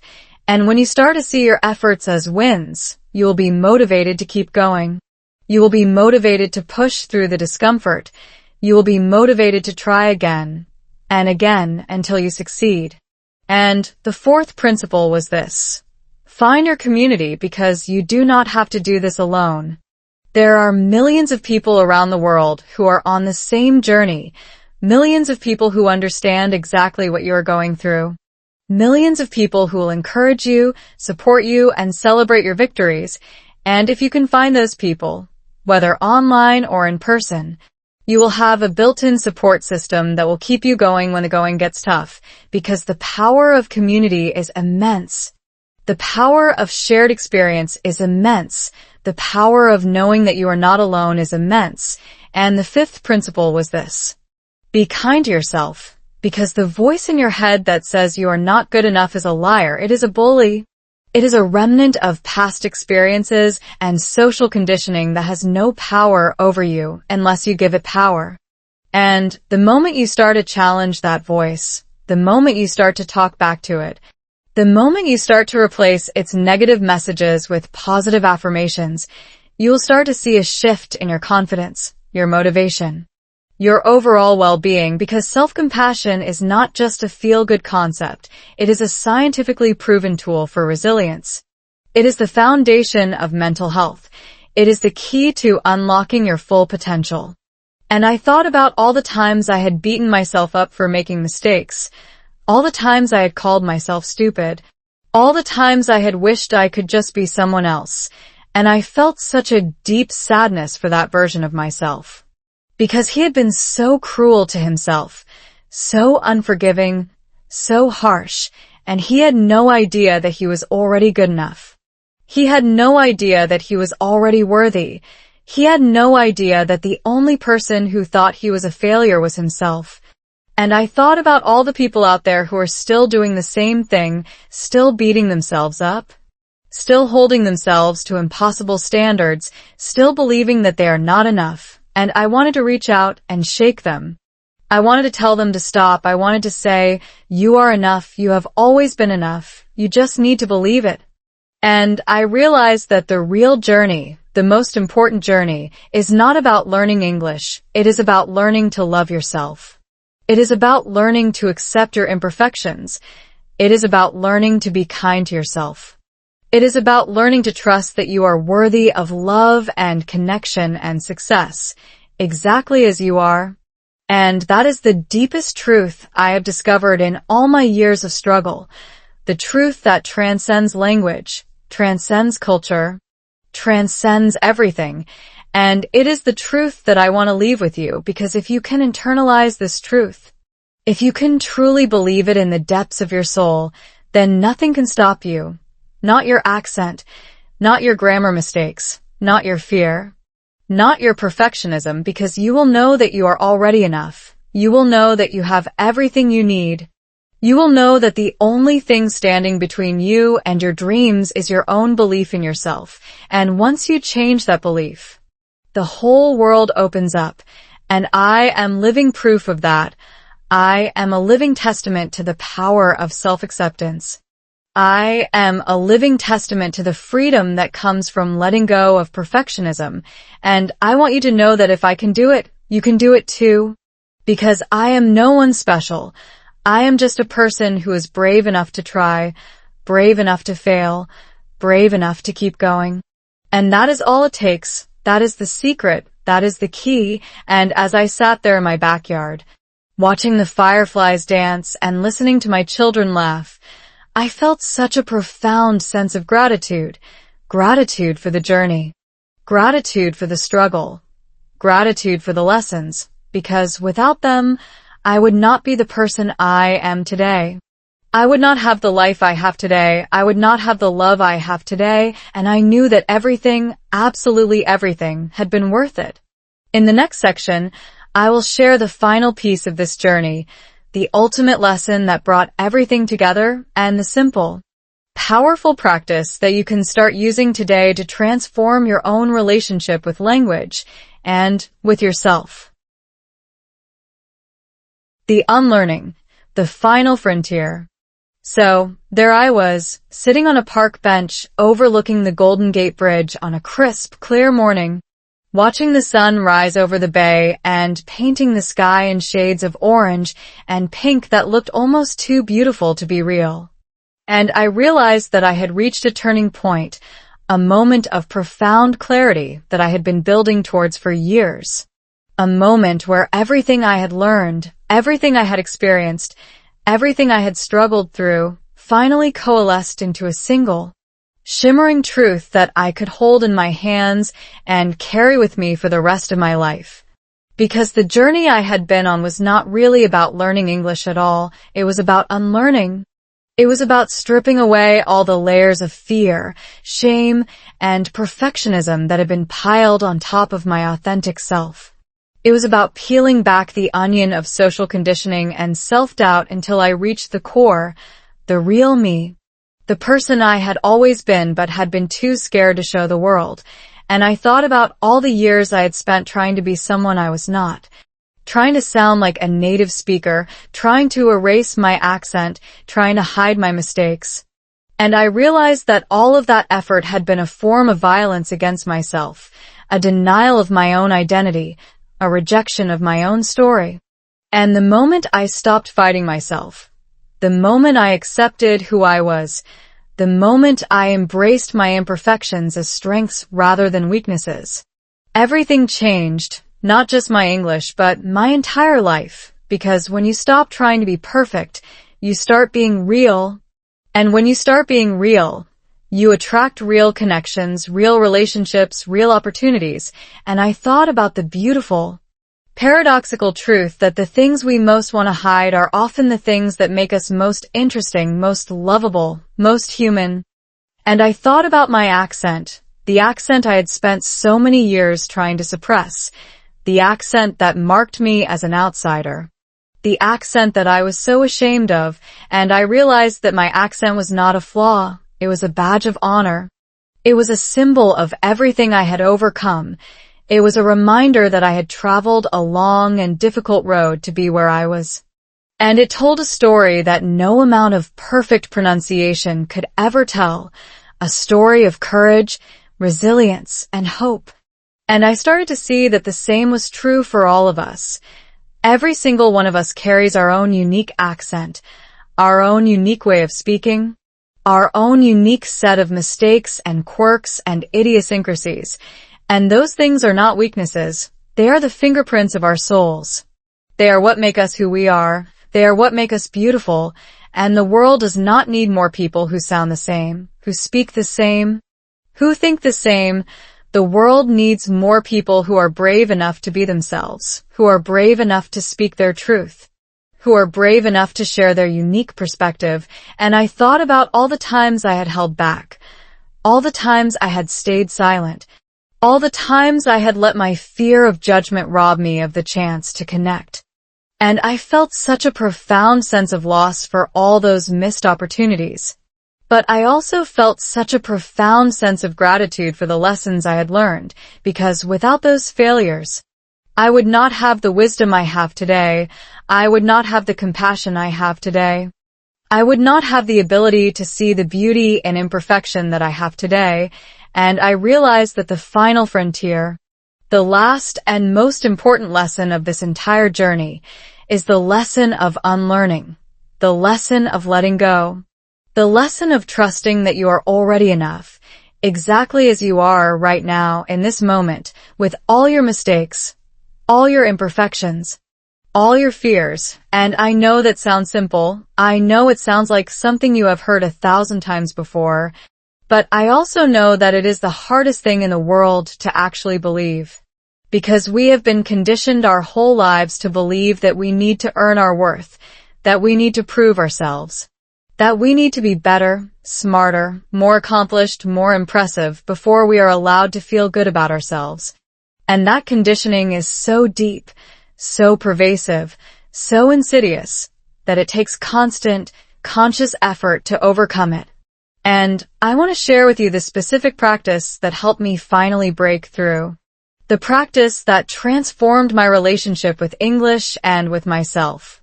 The practice that I still use every single day to keep myself grounded and centered, and it is simply this. Every time I feel the fear of making a mistake, I stop, I take a deep breath, and I say to myself, it is okay to be imperfect. It is okay to make mistakes. It is okay to not know, because that is how I learn. That is how I grow. That is how I become the person I am meant to be. And I know that sounds like a simple mantra, and it is, but the power of it is immense. Because when you repeat that to yourself over and over, you start to reprogram your brain. You start to replace the old, negative messages with new, positive ones. You start to build new neural pathways that support confidence rather than fear, and over time, it becomes automatic. The fear loses its grip, the anxiety fades, and you can speak freely, without the weight of perfectionism holding you back.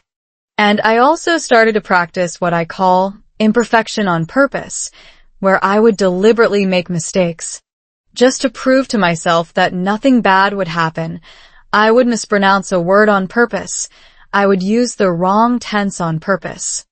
I would say something silly on purpose, and every time I did, I would see that the world did not end. The person I was talking to did not judge me.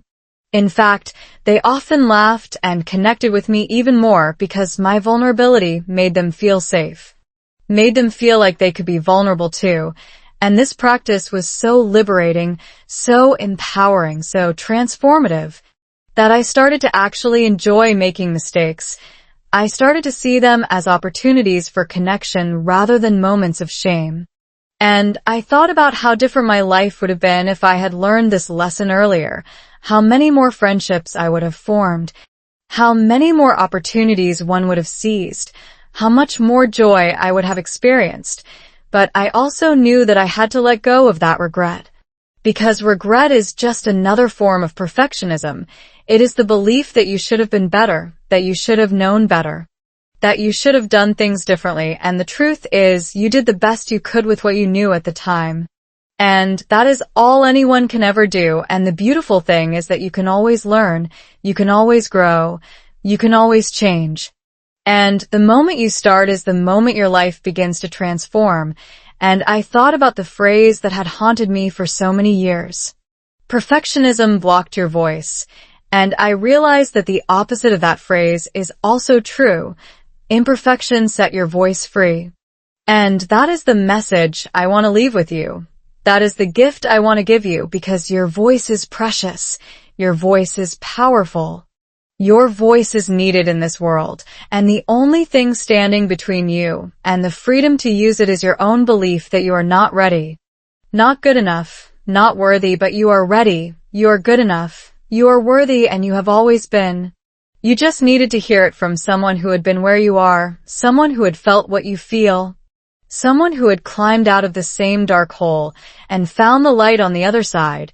And I am that someone. I am living proof that it is possible. I am living proof that the journey is worth it. I am living proof that freedom is on the other side of fear.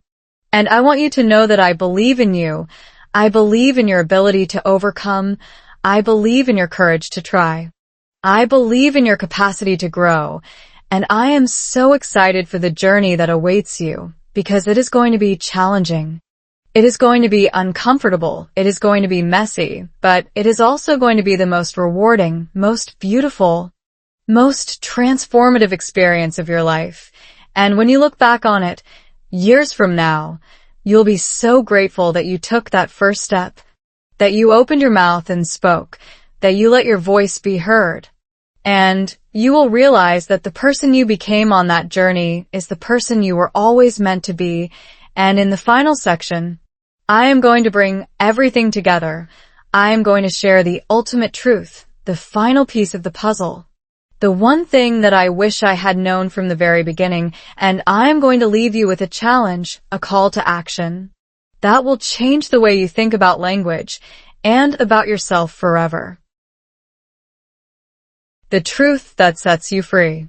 So, there I was, standing on the porch of my home on a perfect autumn afternoon, watching my wife Emily chase our 3 children through a carpet of golden leaves that had fallen from the massive oak tree in our front yard, their laughter echoing through the neighborhood like the most beautiful music I had ever heard. And I felt this overwhelming surge of emotion wash over me, because I realized that I was living the life I had always dreamed of. A life filled with love, joy, purpose, and connection. A life that I had almost missed out on because I was too scared to speak, too scared to be imperfect, too scared to be myself. And I thought about all the years I had wasted in silence, all the opportunities one had let slip through my fingers, all the relationships I had avoided, all the words I had swallowed back down. And I felt such a profound sense of gratitude that I had finally found the courage to break free, because if I had not, I would not be standing here today. I would not have this family. I would not have this life. I would still be that terrified, silent man in the grocery store, hiding behind a wall of my own making. And I thought about the message I wanted to share with the world. The message that had become the central truth of my existence. The message that I hoped would reach someone, anyone, who was struggling the way I had struggled, who was trapped in the same prison of perfectionism, who was silenced by the same fear. And that message was simply this. You do not need to be perfect to be heard. You do not need to be flawless to be loved. You do not need to be a native speaker to be valued. You just need to be brave. Brave enough to open your mouth, brave enough to make mistakes, brave enough to be vulnerable, because vulnerability is not weakness. It is the greatest strength you can possess. It is the thing that connects you to others. It is the thing that makes you human. And the world is starving for authenticity, starving for honesty, starving for people who are willing to be real. And I thought about the title of this video. Learned I don't know. Is okay / did perfectionism block your voice? Practice slow English reading. And I realized that those words were not just a catchy title. They were a manifesto. A declaration of independence from the tyranny of perfectionism. A celebration of the beautiful, messy, imperfect journey of learning. And I wanted to make sure that everyone who watched this video, everyone who listened to this story, understood that they were not alone, that their struggles were valid, that their fears were real, but that they did not have to let those fears control them, because they had the power to choose, the power to speak, the power to be free. And I thought about the specific tools and strategies that had helped me on my journey, the things I had learned through trial and error, the things I wished I had known from the very beginning, and I wanted to share them in the simplest, most actionable way possible, so that anyone could start using them today, right now, in this very moment. And the first tool was something I called the 5-second rule, which was simply this. When you feel the fear of speaking rising up, when you feel that familiar knot in your stomach, do not let yourself think about it. Do not let yourself analyze it. Do not let yourself talk yourself out of it. Just count down from 5, 4, 3, 2, 1, and open your mouth, because the moment you start speaking, the fear loses its power, the momentum takes over, and you realize that it was never as scary as you imagined. And this simple technique, borrowed from the world of psychology and behavioral science, is incredibly effective because it short-circuits the brain's fear response. It does not give your amygdala time to spin up a full-blown panic attack. It just propels you into action before you can talk yourself out of it. And the second tool was something I called the embarrassment budget, which was a mental allowance I gave myself every day, a budget of mistakes that I was allowed to make without beating myself up. And I would say to myself, okay, I have 10 embarrassment credits today, and I am going to use them all. And I would deliberately put myself in situations where I might make mistakes, and every time I did, I would cross one off the list. And when I reached the end of the day, I would look back and see that I had survived. I had not died of shame. I had not been banished from society. I had just been a normal human being making normal human mistakes. And this reframing took the sting out of failure. It made mistakes feel like a natural part of the process rather than a catastrophic event. And the third tool, and perhaps the most powerful one, was something I called the mirror of kindness, which was a practice I did every single night before I went to bed, where I would stand in front of the mirror and I would say to myself, you did good today. You were brave. You were strong. You are enough.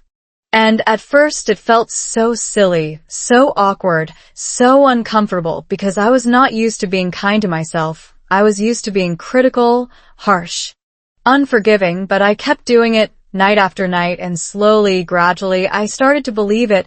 I started to see myself through kinder eyes. I started to treat myself with the same compassion I would offer a close friend, and that self-compassion became the foundation of my confidence, the bedrock of my courage, the source of my resilience, because when you are kind to yourself, you are not afraid of failure, because you know that even if you fail, you will still be there for yourself, you will still love yourself, you will still support yourself. And that is the most liberating feeling in the world, the feeling that you are on your own side, no matter what. And I thought about all the people who had been on this journey with me, all the people who had shown me kindness, all the people who had believed in me when I did not believe in myself, and I wanted to pay that forward. I wanted to be that person for someone else. I wanted to be the voice that said, you can do this. I believe in you. You are enough. Because I knew how much that voice had meant to me, how much it had changed my life, how much it had saved me. And I thought about the power of story, the power of sharing our experiences, the power of connecting through vulnerability, and I realized that this is why we are all here. This is why we are watching this video. This is why we are on this journey together, because we are all seeking connection. We are all seeking understanding. We are all seeking the courage to be ourselves. And in that seeking, we find each other. We find community. We find hope. And I wanted to end this story with a final thought. A thought that had become my guiding light, my North Star, my reason for getting up every morning and trying again. And that thought was this: the purpose of life is not to be perfect. It is to be real. It is to be present. It is to be connected. It is to love and be loved. And if you can do those things, you have already succeeded. Regardless of your accent, regardless of your grammar, regardless of your mistakes, because love does not speak a language, love is a language. And it is the only one that truly matters. And I looked at my children, running through the leaves, their laughter filling the air. And I thought about the legacy I wanted to leave them, the lessons I wanted to teach them, the example I wanted to set. And I knew that the most important thing I could give them was not perfect English, but the courage to be themselves, the wisdom to know that they are enough, the strength to stand up and speak their truth, no matter what. And I hoped that they would carry that lesson with them for the rest of their lives, that they would never let fear silence them, that they would never let perfectionism hold them back, that they would always remember that their voices are precious, their voices are powerful, their voices are needed. And I thought about you, the person watching this video, the person who is on their own journey, the person who might be struggling, the person who might be scared, and I wanted you to know that I am rooting for you, I am cheering for you, I am believing in you, because I know what it is like to be where you are, I know the fear, I know the doubt, I know the longing, and I also know the freedom that awaits you on the other side, the freedom that is yours for the taking, the freedom that is just one word, one breath, one moment of courage away. And so, I am going to ask you to do something right now. I am going to ask you to take a deep breath. And I am going to ask you to say out loud, right where you are, I don't know, and that is okay, because those words are the key. Those words are the beginning. Those words are the end of the silence. And when you say them, you're not admitting defeat. You are claiming your freedom. You're stepping into your power. And that is the most beautiful, the most courageous, the most important thing you can ever do. So go ahead, say it. Let the words leave your mouth. Let them hang in the air. Let them be real. And feel the weight lift off your shoulders. Feel the freedom wash over you. Feel the possibilities open up, because you are no longer trapped. You are no longer silent. You are no longer afraid. You are free, and that is the truth that sets you free. The truth that has been waiting for you all along. The truth that was always inside you, just waiting to be spoken. And now that you have found it, hold on to it, cherish it, share it, and never, ever let it go. A final word that stays with you. So, here we are, at the very end of this journey. And I want you to pause for a moment and feel the weight of everything we have just shared together. Because this was not just a story about learning English. This was a story about finding your voice, about breaking free from the invisible chains of perfectionism, about discovering that the person you have been trying so desperately to become is already standing right in front of you, waiting to be heard. And I want you to think about that moment when you first started watching this video, that moment when you felt that familiar tightening in your chest, that moment when you wondered if you would ever be good enough, if you would ever be fluent, if you would ever belong. And I want you to compare that feeling to how you feel right now. Because something has shifted, something has changed, something has awakened inside you. And that something is the realization that your voice matters, that your story matters, that you're imperfect, beautiful. Authentic voice is exactly what the world needs to hear, and the journey we have taken together, through grocery stores and corporate boardrooms, through coffee shops and plumbers' trucks, through love stories and family chaos, has all been leading to this one simple, profound truth. You are enough. You have always been enough. And the only thing standing between you and the life you want is the courage to open your mouth and speak. And I know that courage is hard. I know that fear is real. I know that the voice in your head that says you can't do this is loud and persuasive and relentless. But I also know that you are stronger than that voice. You are braver than that voice. You are more powerful than that voice. And every single time you choose to speak despite the fear, you prove that voice wrong. You starve it of its power. You shrink it down until it is nothing more than a whisper, and eventually, even that whisper fades away, and all that is left is you, free and confident and unstoppable. And I want you to remember Miguel, the plumber who spoke with a thick accent and built a successful business because he refused to be ashamed of who he was. And I want you to remember Leo, the 3-year-old who spoke without fear because he had not yet learned that mistakes were something to be avoided, And I want you to remember the man in the grocery store who could not ask for apples and how far he has come because that man was me. And that man could be you. And the beautiful thing is that you do not have to go through this alone because you have found a community here. A community of people who understand, who care, who are rooting for you. And this channel, this little corner of the internet, is a place where you can come to feel inspired, to feel supported, to feel like you belong. And that is why I am asking you, right now, to hit that subscribe button, because when you subscribe, you are not just following a channel, you are joining a movement of people who refuse to let fear silence them, who refuse to let perfectionism hold them back, who refuse to let anything stop them from living their best lives. And I want you to think about what it would mean to have this kind of support every single week, to have a new story, a new lesson, a new dose of inspiration delivered straight to your inbox, to know that you are never alone on this journey. Because that is what this channel is all about. It is about building a community of brave, imperfect, beautiful people who are all on the same path, all supporting each other, all cheering each other on. And I want you to be part of that because your voice is needed, your story is needed, your presence is needed. And the more of us there are, the stronger we become, the more we can change the world. One word, one sentence, one courageous conversation at a time. And so, before you go, I want you to do something for me. I want you to take a deep breath. I want you to look yourself in the mirror, and I want you to say out loud, with all the conviction you can muster, I am enough, my voice matters, and I am ready to be heard. And I want you to feel the truth of those words in your bones, because they are not just words. They are a declaration of independence, a battle cry, a promise to yourself that you will never let fear silence you again. And then, I want you to click that subscribe button because you're not just subscribing to a channel, you are subscribing to a new way of being, a new way of living, a new way of showing up in the world, and I promise you, it will be the best decision you ever make because from this moment on, you are not just a language learner. You are a voice, a powerful, beautiful, irreplaceable voice that has something important to say. And the world is waiting to hear it. So go ahead, subscribe, and let us continue this journey together because the story is far from over. In fact, it is just beginning, and I cannot wait to see where it takes us. I cannot wait to see the amazing things you will accomplish, the incredible connections you will make, the extraordinary life you will build, because you are capable of all of it, and more, and I believe in you. I believe in your courage. I believe in your potential.